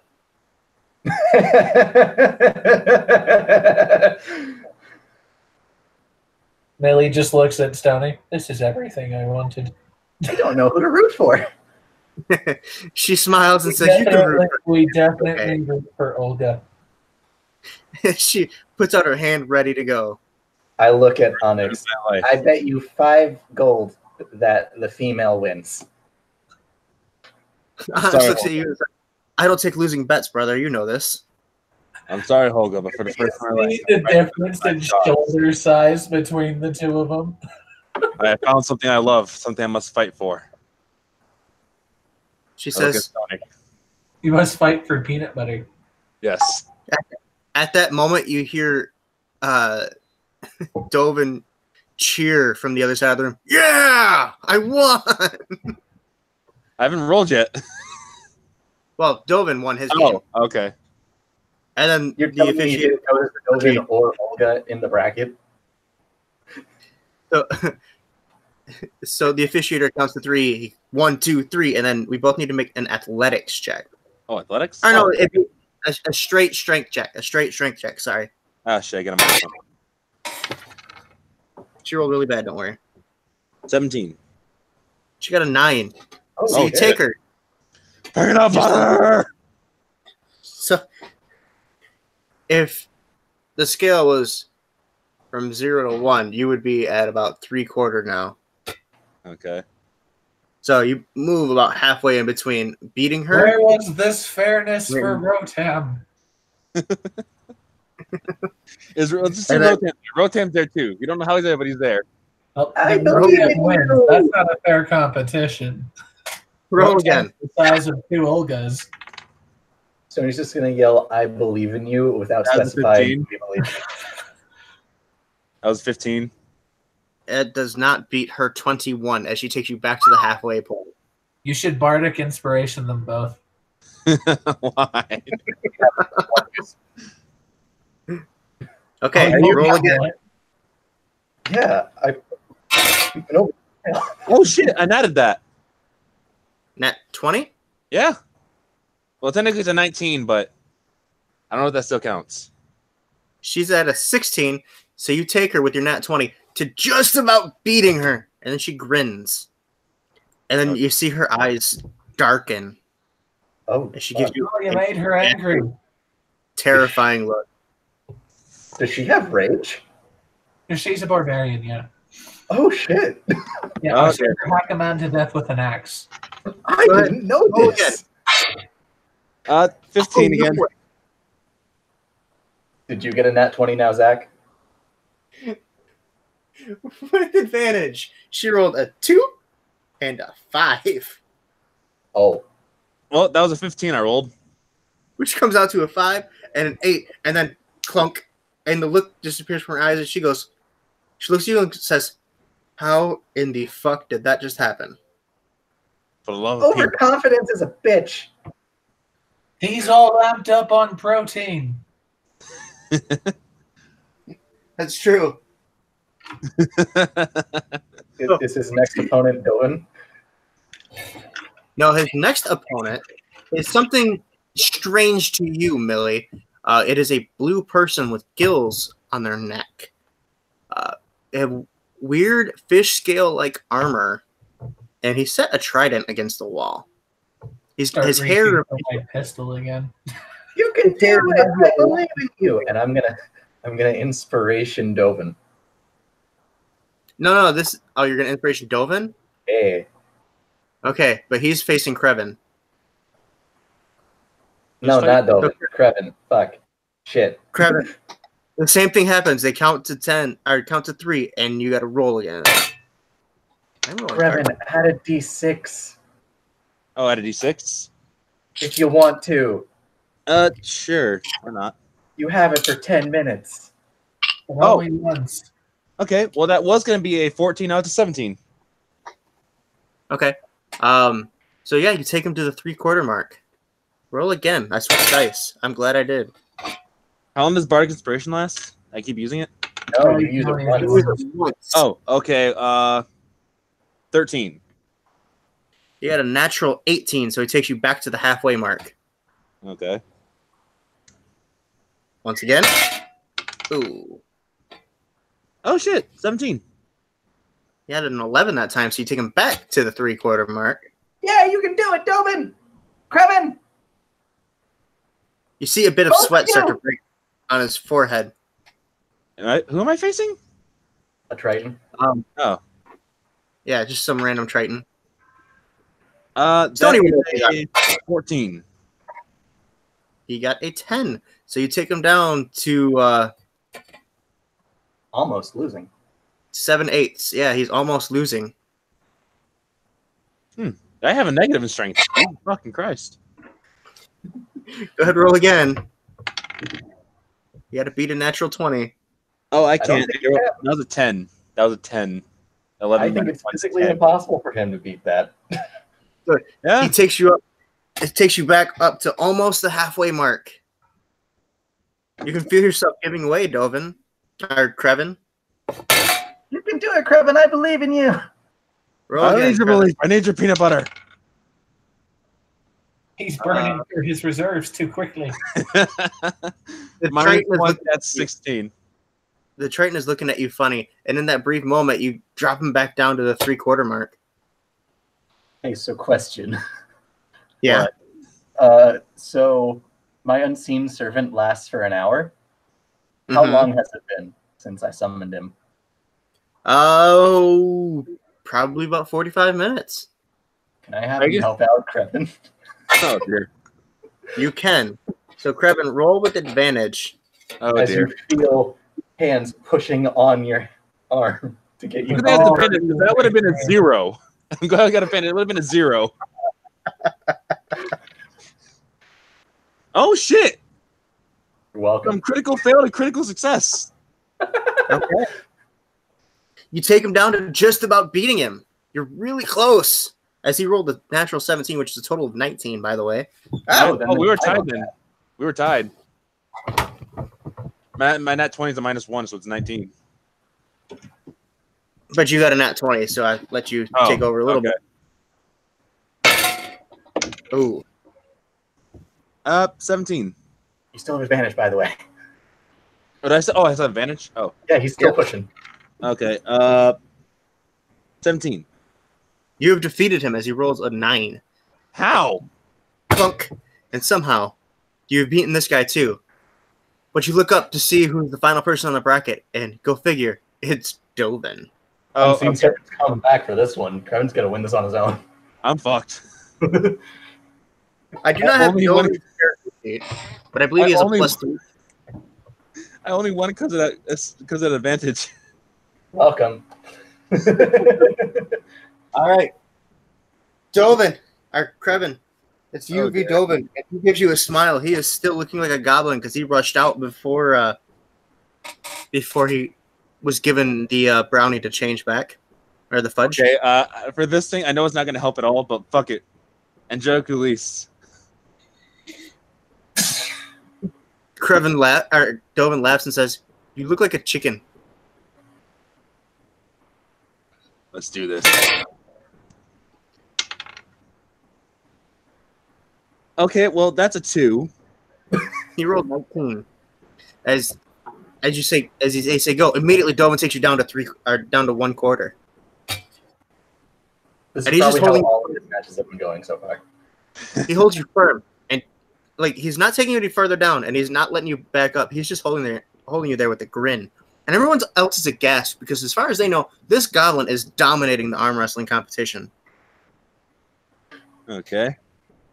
And it's weird too because he's got like books stacked under his arm, so he can reach. Oh, I only rolled I rolled a 15.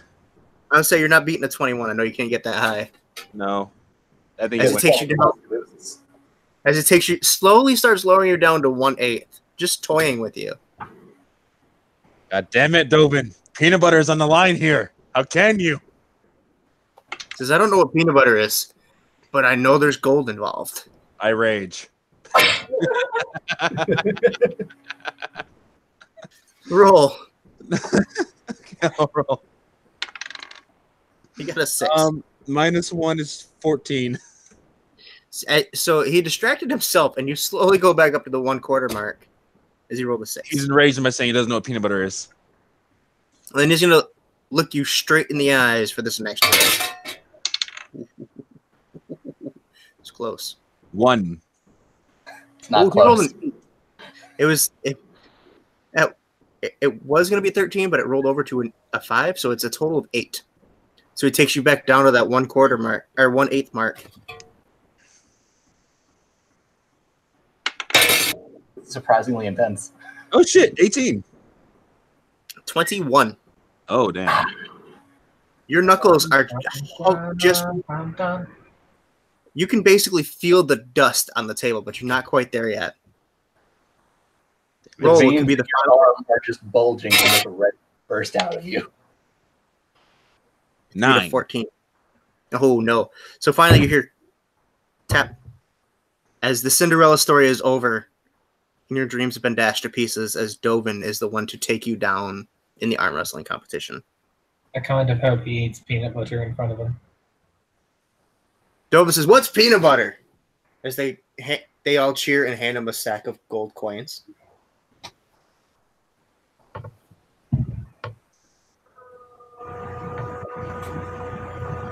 Yay! Well, Can I flip the the stage? people we wanted to win one. Tony gives Krevin a fried log of peanut butter. I only said you had to enter. Are you eating it? I don't care. This is my life now. That's disturbing to witness. Just inhaling the peanut butter log. It's not even chewing. Dovin stands up and says, "All right, I've got gold to waste and food to buy." And him and Olga walk out. And a wife to love. Yeah, that too, I guess. He's so romantic.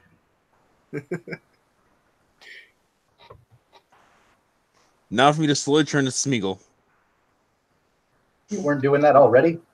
I was fully What? picturing a Smeagol with Granted, angel all we wings. have to do is go back to Barovia, and you're already there. Yep. So what is the biggest attraction here? Is it the circus?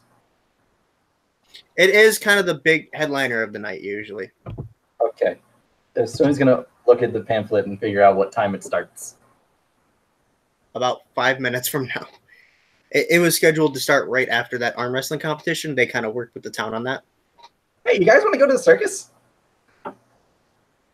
Yeah, Sure. maybe not. Onyx says, "Always. I love carnies." So we're going to go to the circus. And then he No, kind of you- does the sticks out his arm thing to you, Millie. He says, "Shall we go?" Of you're course. gonna I wrap if my you arm want to around get there it. on time, you're actually going to want to follow. And Millie's going to use City Secrets to get us there in twice the speed, half the time. Krevin's Right. gonna clean himself off after finally coming down off the tie. Those of you that don't have a voucher to the circus, it costs 1 gold piece to get in. Oh, I'm just going to hide behind Krevin. Okay, roll stealth. With advantage because you do have your city secrets.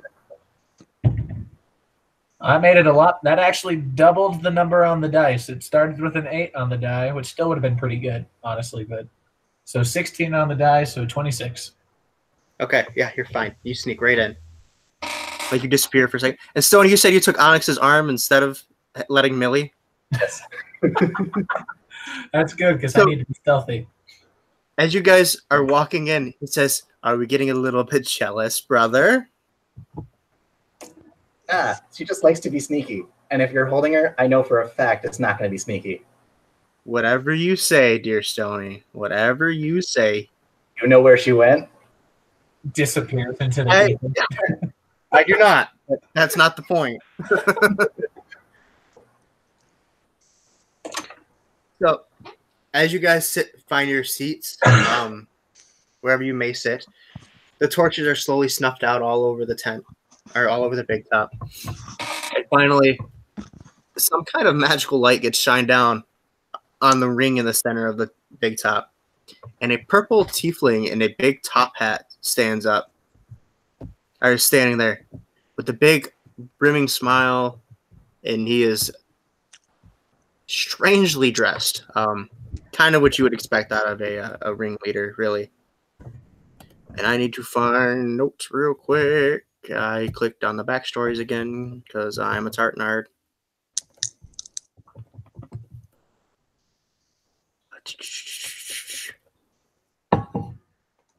Okay.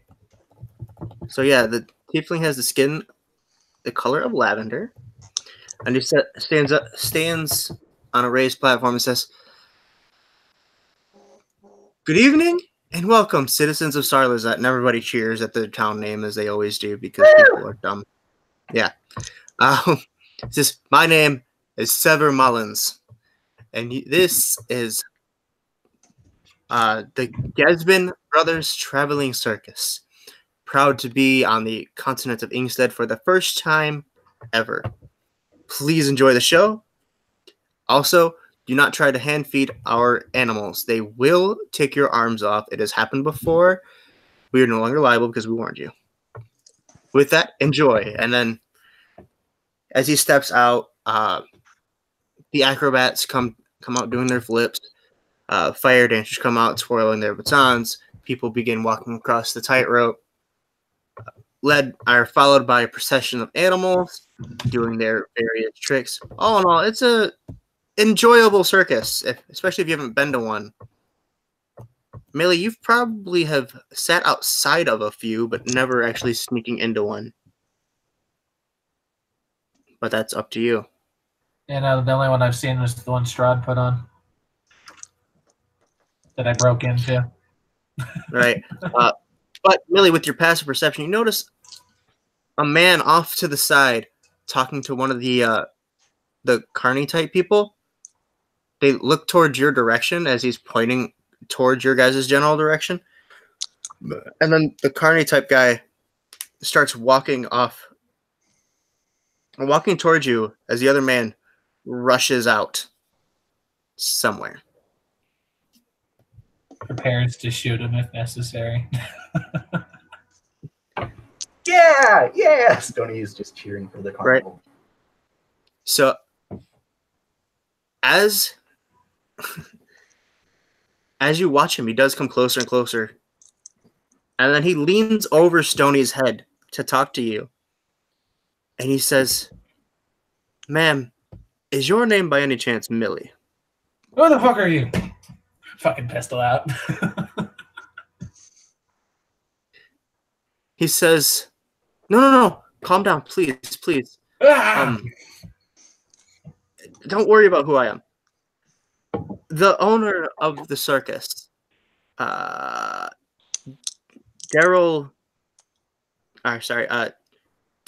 Gisbin would like to speak to you. You specifically. You can bring your friends if you want. And I just kind of poke Stony in the side of the head. This is about a mutual friend of yours. I'm friends with a lot of people. No, not you. And he looks at Onyx and looks at you. I'm assuming Mr. Tark. I mean, we've heard a lot about your family. Both of us.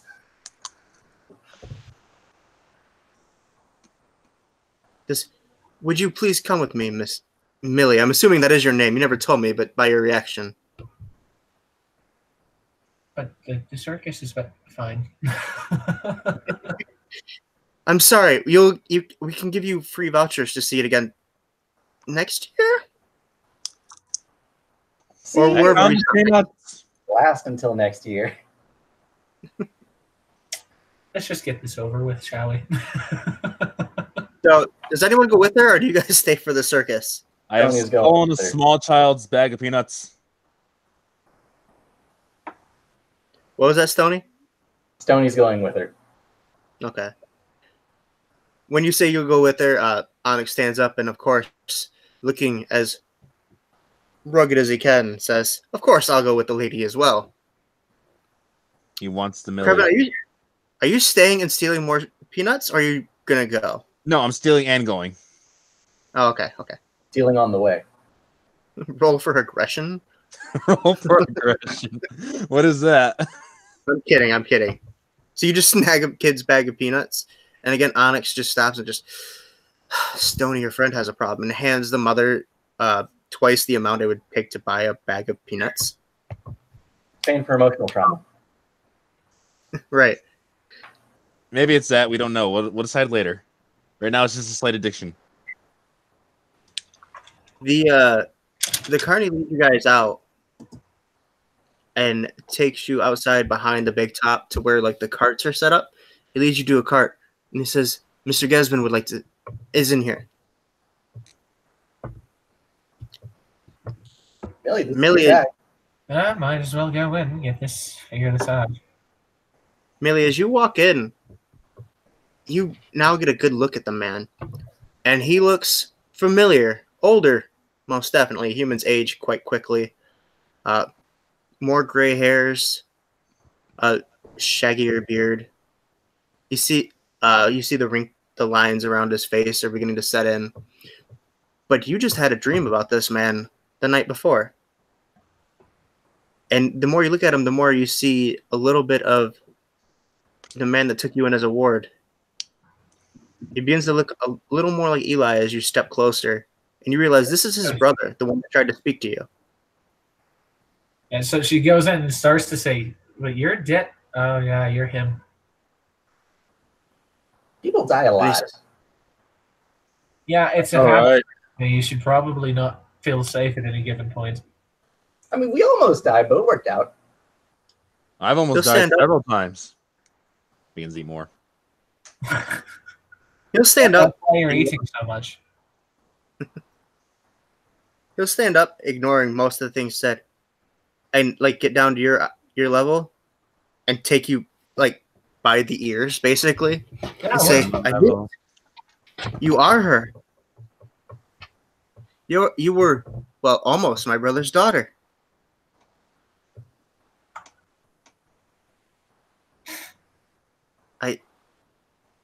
I never thought I would see you again. I thought you would surely die on the street after my mother sent you away. I lived on the street before she sent me out on the street that time. Millie's hard I to mean- kill. Incredibly. Thank God for that.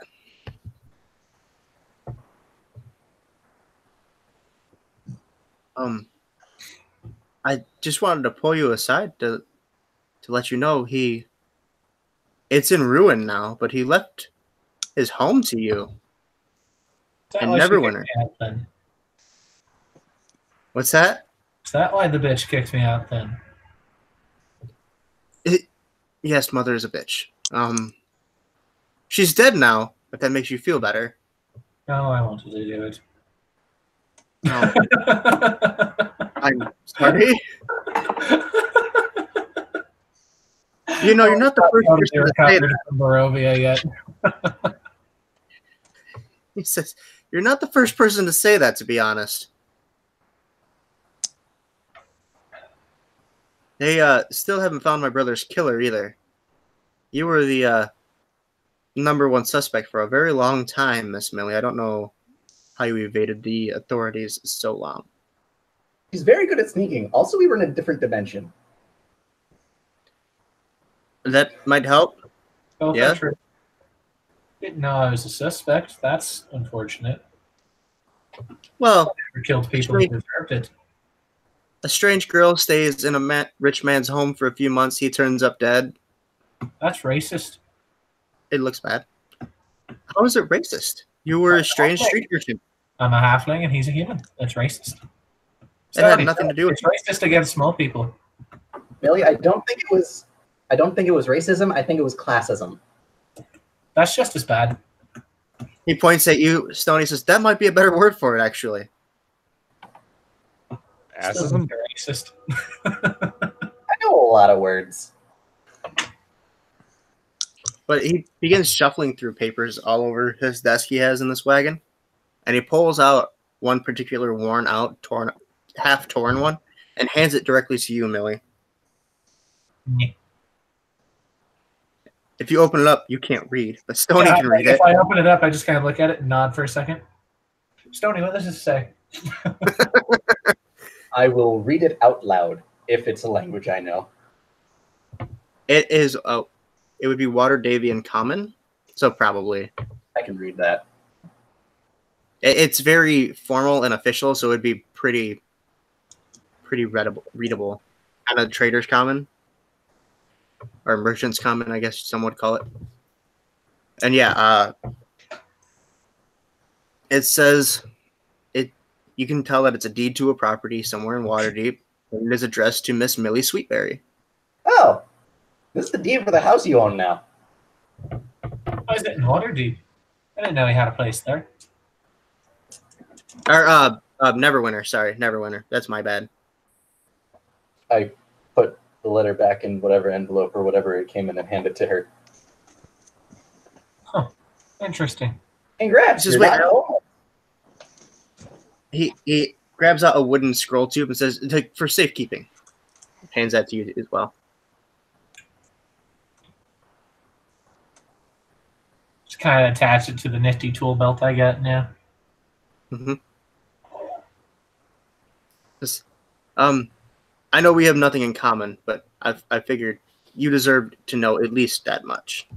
I mean, we have the deed in common. That yes, there was that. Who are you, by the way? I don't know your friends. Stony, Corvin. Eli's brother, Stony. Corvin. He hands out his hand and says Daryl Gesbin.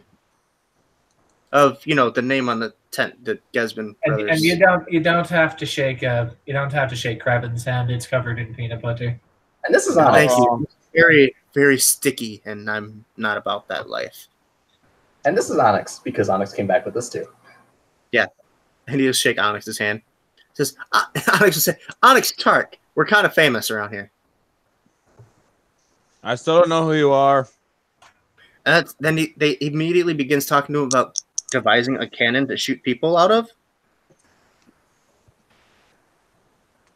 I think we should ask if we should before we ask if we could. Safely. You definitely should. I'm okay with this decision. Okay. A cannon that shoots people sounds like God's work.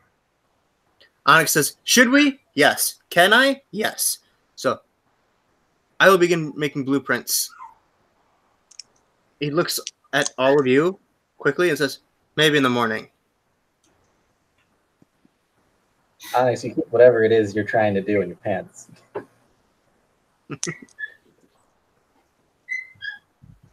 We'll have to maybe look into clearing my name after we've dealt with the Strahd issue. That is a good idea. Daryl will say, that's probably a good idea. We were never able to completely clear you. You'd have to find a way to do that when you get home. Maybe find the actual killer.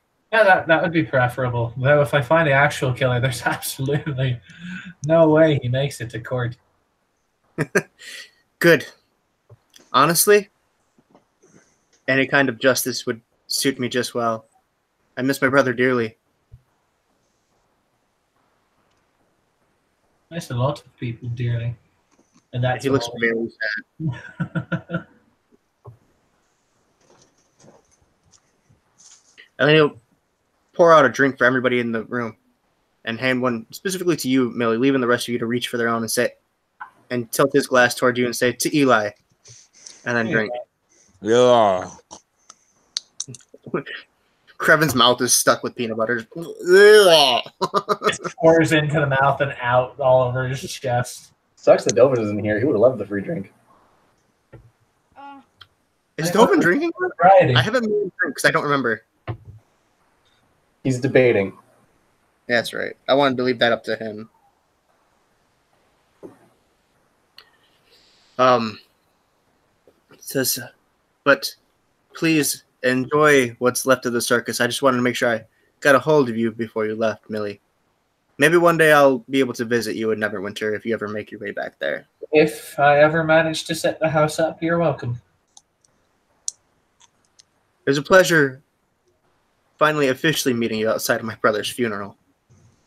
With a sad smile, he nods his head towards you, ushers you guys out of the wagon. Stoney's going to make an overly complicated handshake with this man. Involving the mage hand. Yes. He's desperately trying to keep up. And after it's done, Stoney's going to say, "Remember that for next time. It's how I'm going to remember. It's how I'm going to tell you not a changeling." He goes, and starts scribbling down some notes titled Stoney's- "Weird Handshake from a Small Person." Stoney's going to head back to the circus. Yeah, I want to catch what I can. Can you guys hear my dog? He's very angry. No. Yeah.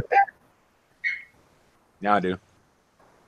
Give me 2 seconds here to quiet him. He's in trouble, so he's not happy.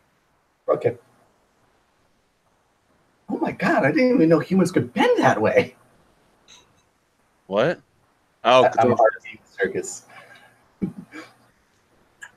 That's nothing. Watch Craven do this.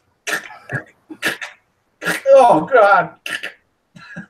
no, yeah, I'll do it. I'll make a dexterity roll. I'll do a no. What would be? Well, I was just going to have Dovin bend you into shapes. Is Dovin even here? Offer me peanut butter. You got whatever you want now. By the way, Stony, Kevin Yeah. now do one thing of whatever you want for showing him the joys of peanut butter. Craven, do you really have a minus in strength? Yes. Monks don't need strength. Stronger than you. Huh? Oh, he's stronger than me too. Stronger than you, Craven. That's okay. No, he's stronger than half the party. It's fine. What kind of fucked up world do we live in? The monk and wizard have 8s. To be fair, Olga and Dovin both are stronger than you, so you're right in the middle, Millie. I like the middle. All right. I'm So, the yeah, as you normal guys- one. You're all weirdos. As you guys head out of the cabin, Millie, you have a high enough passive perception. Anyone would have to be actively looking. The sky itself is cloudless. There's no fog this time of night. That doesn't usually roll in until closer or later in the evening. But you notice 3 stars moving slowly across the sky. Slowly as in faster than the other stars, or slowly as in slower than the other stars? I mean, moving as in stars probably shouldn't be noticeably moving that much to begin with. Yeah, they're moving quite At quickly. least not in a set of 3. They seem to be getting bigger as well. Um, And then you start doing some quick math in your head. You realize they're some kind of comet, and they're falling to the Earth. guys, Yeah, what's up? Skyfire. I Oh, use the flipped missile. It's in the back. As you look up and you watch it, you can hear other people that are outside gasping as the circus lets out and people are coming outside, and a few people are looking up and stretching and seeing a long time, and they notice the thing in the sky. And they're all cheering, and they're really excited about this. But they get bigger and brighter and bigger and brighter and closer and closer. Fire. They're coming here. They're gonna hit us. Onyx. Is that normal for the festival? Onyx is looking, and he's got a faraway look with his mouth, just his jaw dropped. He's not responding to you Those at all. are not He's just, stars. Run! so you see one of them out of nowhere just quickly zoom across the sky, really close to the ground. Well, far closer to the ground than most comets you've seen, and head straight north, followed by the second one heading north. The third one you can trail as it heads north, but you see it slam into the mountains in the distance. And you know, just below those mountains out there is where Gildern is. You can't see Gildern from here, obviously. It's a long travel, but the mountains are huge. And you see the top of one of the mountains explode, and then another large explosion on the mountain directly next to it as it drops and clearly has hit air. Is Emmy here? Did I see Emmy in the house before we left? Emmy? Oh, no. She was definitely here. They all made it here for the festival. Okay, cool. Stony, is that where we were just at? Before we Everyone is completely silent from the carnival. And out of nowhere, you hear Ruby's voice break the silence by shouting, "It's fucking Star Metal!" And then you can see your sister run down the street. This sounds interesting. Abandoning your kids. But they're with Crystal. It's okay. I'm down with this. I'm gonna go get Star Metal. Make some fucking brass knuckles out of it. I guess that's an interesting way to finish the night if you want to go look at the meteor, but we'd have to teleport, wouldn't we? It's a long travel back to the mountains. We have to go It is there. a week. We should probably rent horses if we want to get there at any fucking time to get any of it. Can we Yeah, not it's a week. teleport again? You can't teleport there from Sarlazat. There's no No teleportation circle. but by horse or wagon, you would cut the time in half. So instead of taking a full week there, it'd be about 3 days. A wagon would be about 3.5. Hey, Millie, question. Millie doesn't need the horse because she can just go Raven. That's fair. I can fly. But can you fly as fast as a horse can run? I don't know. Actually, I think she flies faster than horses run. She? Carving a girl now? Oh, Creven. No, not Creven. I was talking about Millie. Yeah, I'll take a horse. Has anyone in the Tark family invented a motor yet? No, Okay. not quite that advanced yet. Stony Fair will sit on the back of Creven's horse. We only need one horse. Yeah, you guys can easily acquire horses. Hold on. We should probably get Dovin, and then we're going to need at least 2. Onyx will say, yes, get your friend. I'm going to collect shale. We're going to go get samples. And he leaves really excitedly to go find shale. Stony, does Star Metal tend to have any special properties to it, or? It tends to be really good at making things with. I agree that we should deal with Strahd sooner than later, but this sounds like it could actually benefit the battle against Strahd. Yes, which is why I'm saying we should get horses and Dovin. Yeah, I agree. Everyone's already went to go get the horses while you guys are talking. I guess Sony and Millie are looking for Dovin now. And I'd be faster than a wagon, but slower than just a straight horse. Because wagons, you'll go 40 feet, and riding horses are 60. Though if I used any of my dashing. Actually, we can go faster too by shrinking myself. That way, there's less weight in a horse. That's not how D&D mechanics work. I like the way you're thinking.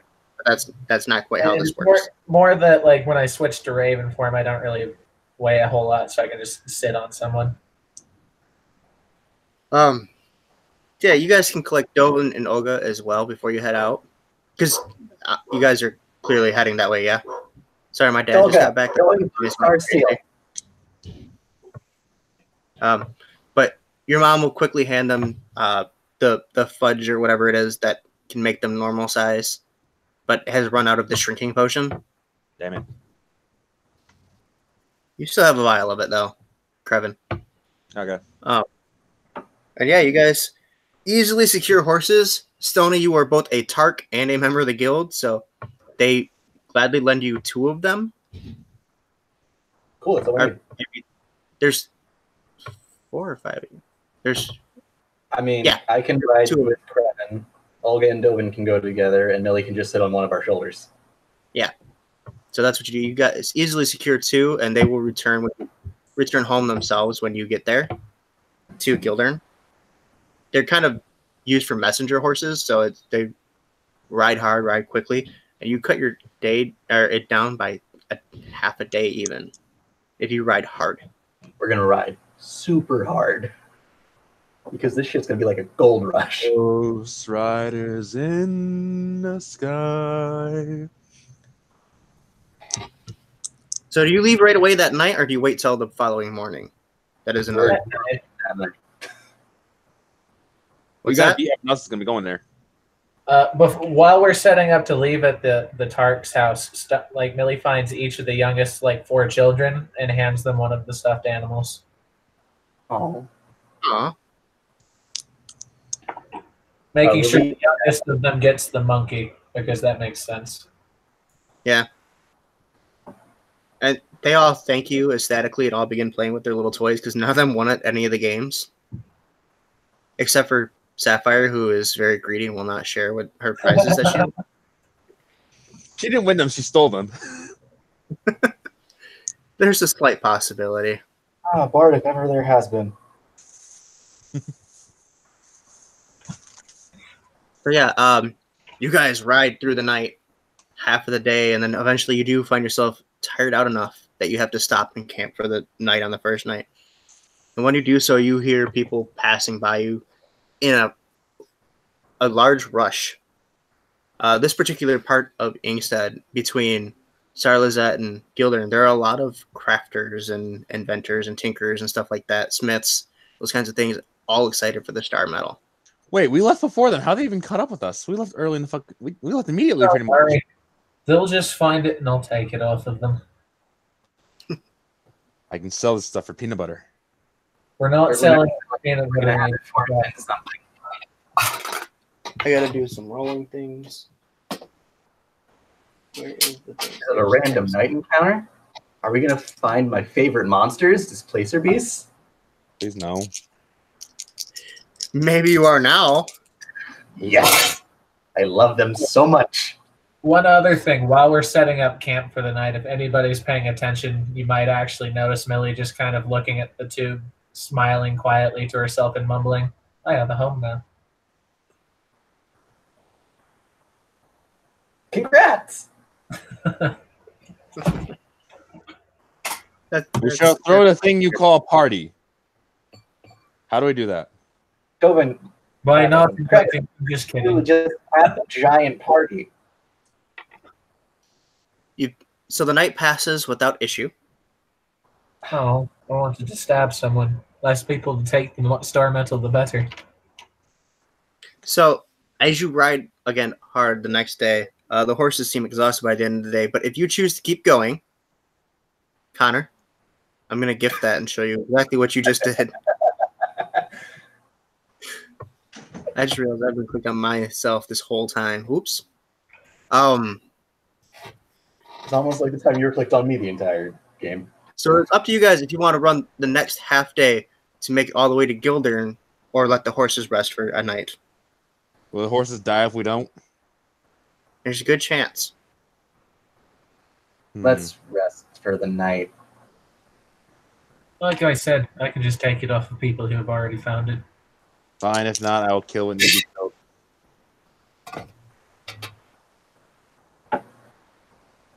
Once again, the night passes without issue. Connor, I know you seem so excited too. Millie's stabbing dagger is getting itchy. Krevin's run out of his supply. By All this noon the time, night, Barovia, and now all this time without conflict, she doesn't know what to do with herself.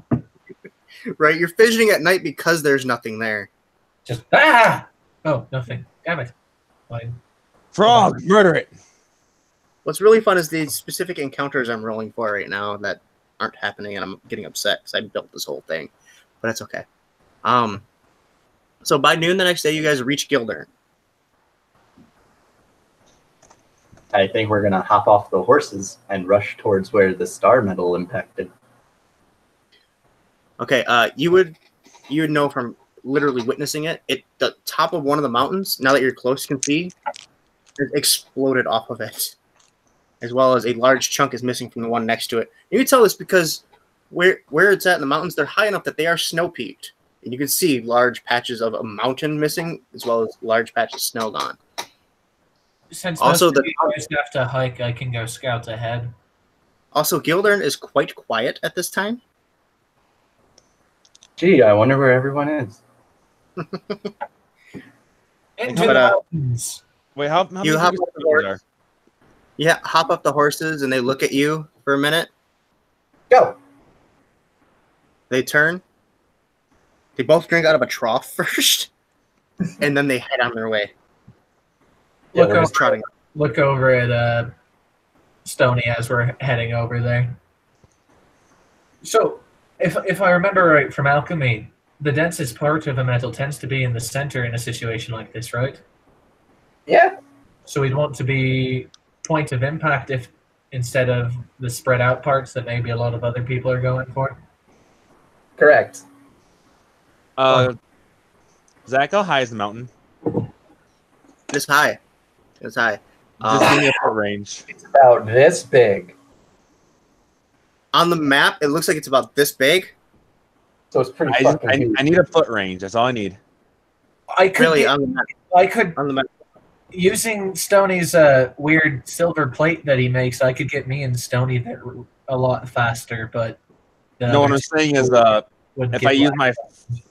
I'm saying is I use my fly ability while you guys are on the plate and I push it. Well, yeah, but you can only do that for a minute. That's what I'm trying to figure out how far this place is. Because 6 seconds is a turn dashing is 60 feet.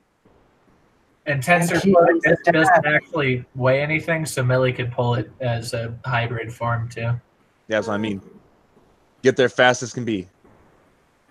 Well, you guys could see this from. Hold on. Actually, tensor floating disc can do like 500, right? Correct. How heavy is Dovin? I think we could do all of you. You can see this literally from somewhere between 75 and 90 miles away. It's 75 and 90 what? Miles. Like high? No, from Starla's at. That's how far away these mountains are. They're very big. Very, very, very big. Also, the land between here and there is pretty flat except for like trees. But yeah, I think we should do the tensor's disc thing, and I can pull it. Stoney pulls it out, presses a button, throws it out.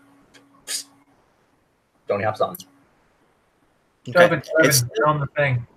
And I'll it's throw- still You too, Olga. it's still it would still be about a 3 hours walk to the mountain base itself. Yeah, but We'll do we'll some be math. going 50 instead of 30.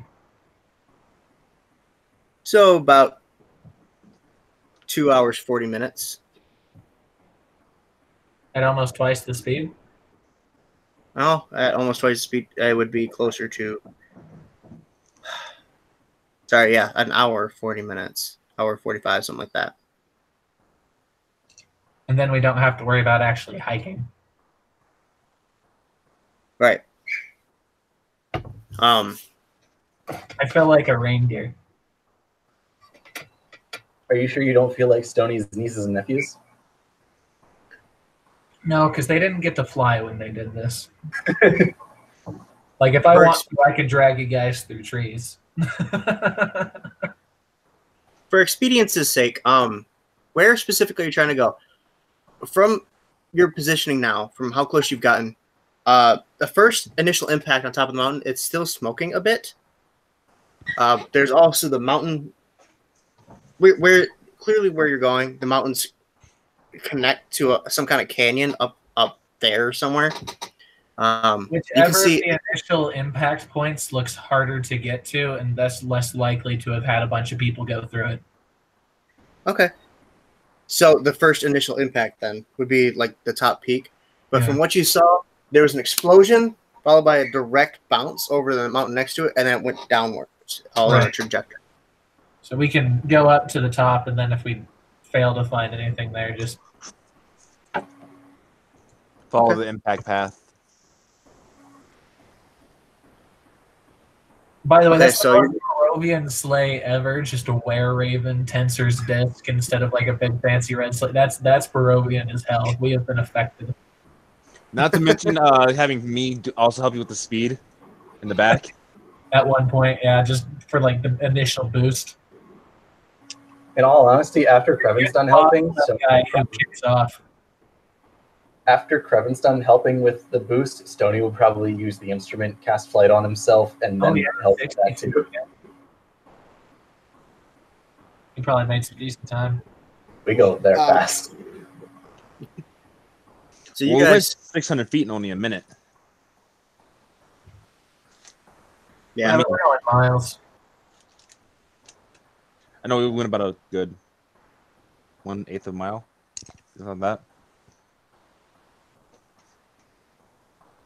that. With just Stoney's fly, we get an extra mile. Mm-hmm. I would say normal walking speed is about 2 miles an hour. So Closer to Just fact- Storm. I think I just walk slow then. Anyway, we're doing everything we can to boost the fuck out of ourselves. Okay, doing that, an additional 3 or 4 hours, you make it to the initial impact site, and there it is literally crawling with other people as they're looking around, looking for bits of metal. Because apparently a lot of the smiths or the arcanists have had the same idea that the initial impact would probably have the densest core metal. Is there metal here anywhere? There's bits and scraps, but nothing really worth picking up. There's like small nuggets of something shiny every here or there. There's some kind of ice steaming on the ground. The ground itself is still fairly warm from the impact. 2 days later, almost 3 days later. Stoney's Yeah, going to yeah. use what he can to pick up all of the scraps that he can. Because individually, they're not really worth it.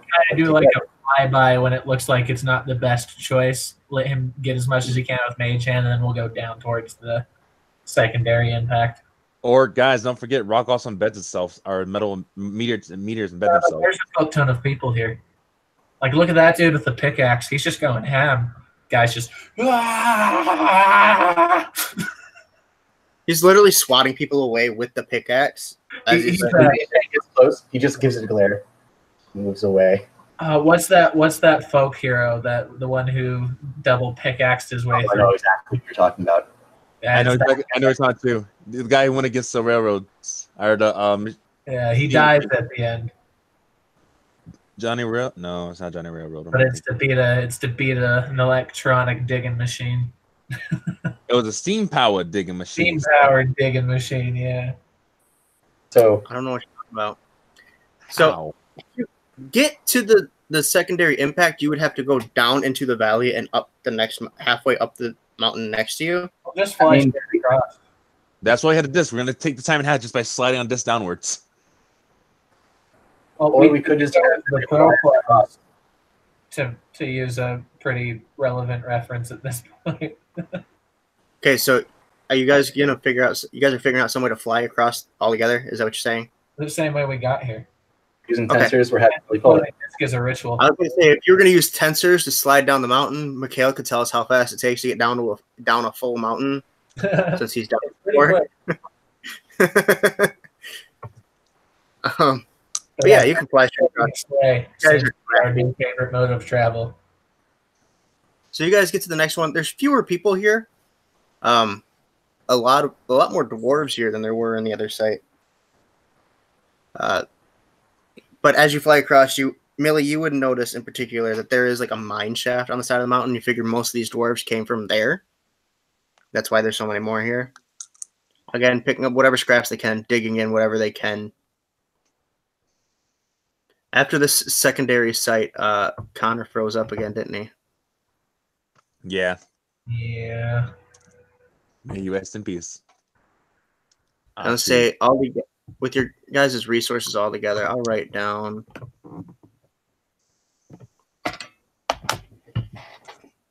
You've collected a total of Yeah, because I was looking too. 3 pounds of star metal. Oh shit! Quite I a was bit. literally punching out the rock.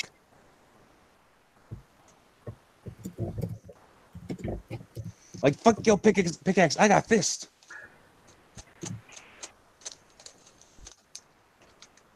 Hi, Connor. You're still Hi, kind of half, He's kind of here.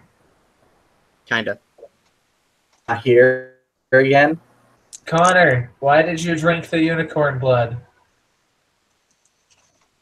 Don't you know what happens when you do that? I can't believe Stony You're would. getting an internet connection, but it's a half connection. I can hear you guys. That's enough.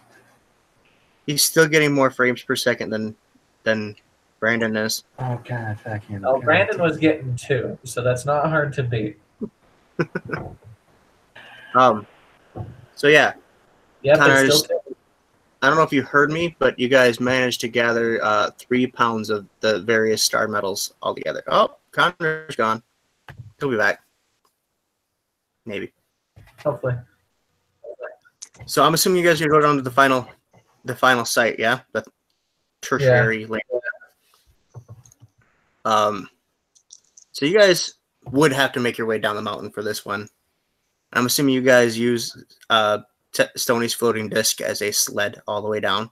Krevin's going to invent snowboarding using a slab of rock. Roll an acrobatics check. Okay, that's my. I've done acrobatics. I'll just fly.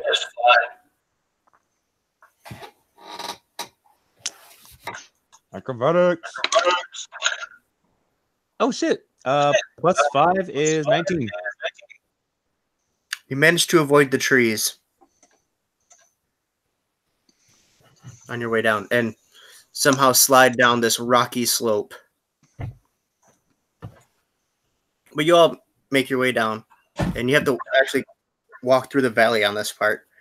And as the canyon narrows further and further, you come to a place where there was... Hold on. Where is it?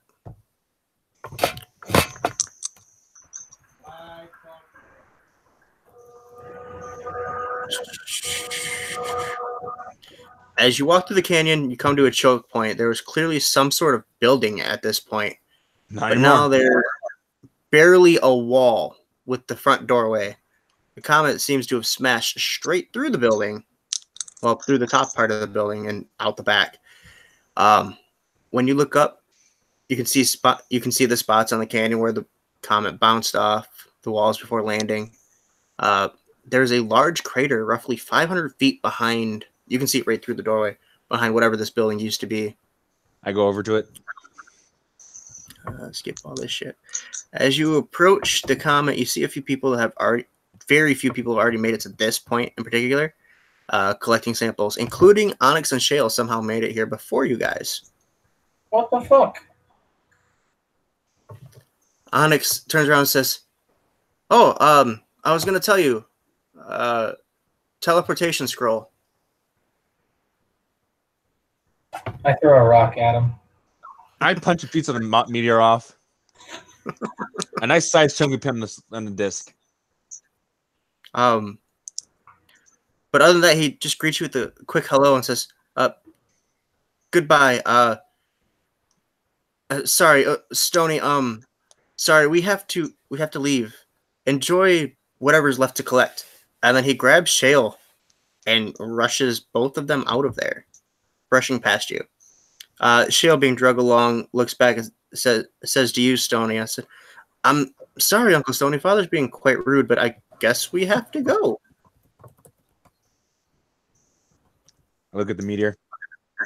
Chunks off. It looks like Connor's getting real famous. Yeah. There is a nice chunk of rock sitting in the middle of all this, and people are trying to break pieces off. Surprisingly, the guard has not made it here yet to claim the star medal. Well, I got to roll to punch a nice chunk off. Possible to not... Strength check. Actually, for me, it's dexterity. Stone, you can absolutely melt it with acid spray. If you want to be a little bit more direct, I have a couple of the vials from your workshop as well. The one in Ravinica. Okay, yep, let's do this. My unarmed strike. Oh, he's back. +5 is 22. Yeah, you break off a nice sized chunk. Let's roll. See how much weight you get off of this real quick. You get 4 more pounds of the star medal. I pick it up.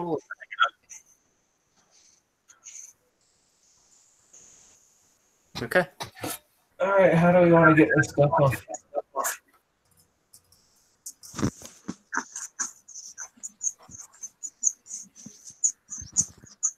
This part's not my strong suit. I've got a couple of vials of acid, but that's about it. So, I'm packing up here. So that's what we're going to call it this week. As you guys gather pieces of star metal surrounded by this comet and a few other people. You see a couple of them have begun walking off in different directions. But we'll pick up there next week. Connor will not be joining us next week, if I believe my math is correct. There's Connor. As always, I think he's resetting his interwebs. I feel like we're spying on him at the moment. It's creepy. Through his window, he's snatching his people up. Connor, you made us feel like warriors. What did he make you do? We were spying on you. Anyway, so yeah, as always, we were calling it. Sorry, Connor. Oh my lord. It's okay. You didn't miss much. All together, No, we it might collect. still be on our fritz. I don't know. A little bit. All together, you guys collected 7 pounds of star metals for whatever use you can get out of that. It's quite a bit, actually. Would Stony be able to melt out a chunk of it with acid splash? Yeah, you could probably carve out a piece. You would waste quite a bit of the actual metal itself doing that. Wait. No, not really. How smart is our Stark friend? What's your Your Tark intelligence? friend? It's high, and that's meta. No, what I'm saying is, acid is used to purify metals. What?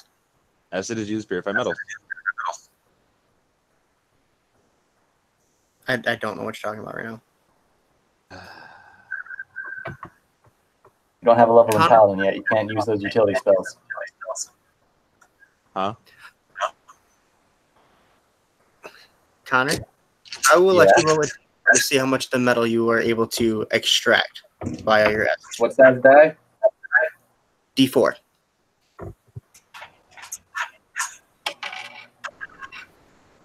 Look at that. A solid 4. 4 pounds more of the metal. And with that, we'll officially call it. So, as always, make sure to check out Connor's channel, Versatile Diecaster. Tons of Draconica stuff going on over there at the moment. That's We have a always playtest fun. going up tomorrow. Ooh, that's exciting. Yeah, start of a 5-day session campaign. Cool. Also, as always, make sure you check out the Absolute Tabletop official RPG group on Facebook, where you meet awesome people Very like these solid people. It is a very solid group. Lots of inspiration, lots of cool things going on there at all times. And I think that's it. Unless anyone else has any fun things to talk about before we end here. Nope. Oh yeah, you'll be able to find links in the description below at some Another playtest next Monday. Hey, like tomorrow Monday or the following Monday? Both. Okay, there you go. All right. Until then, bye-bye, everyone.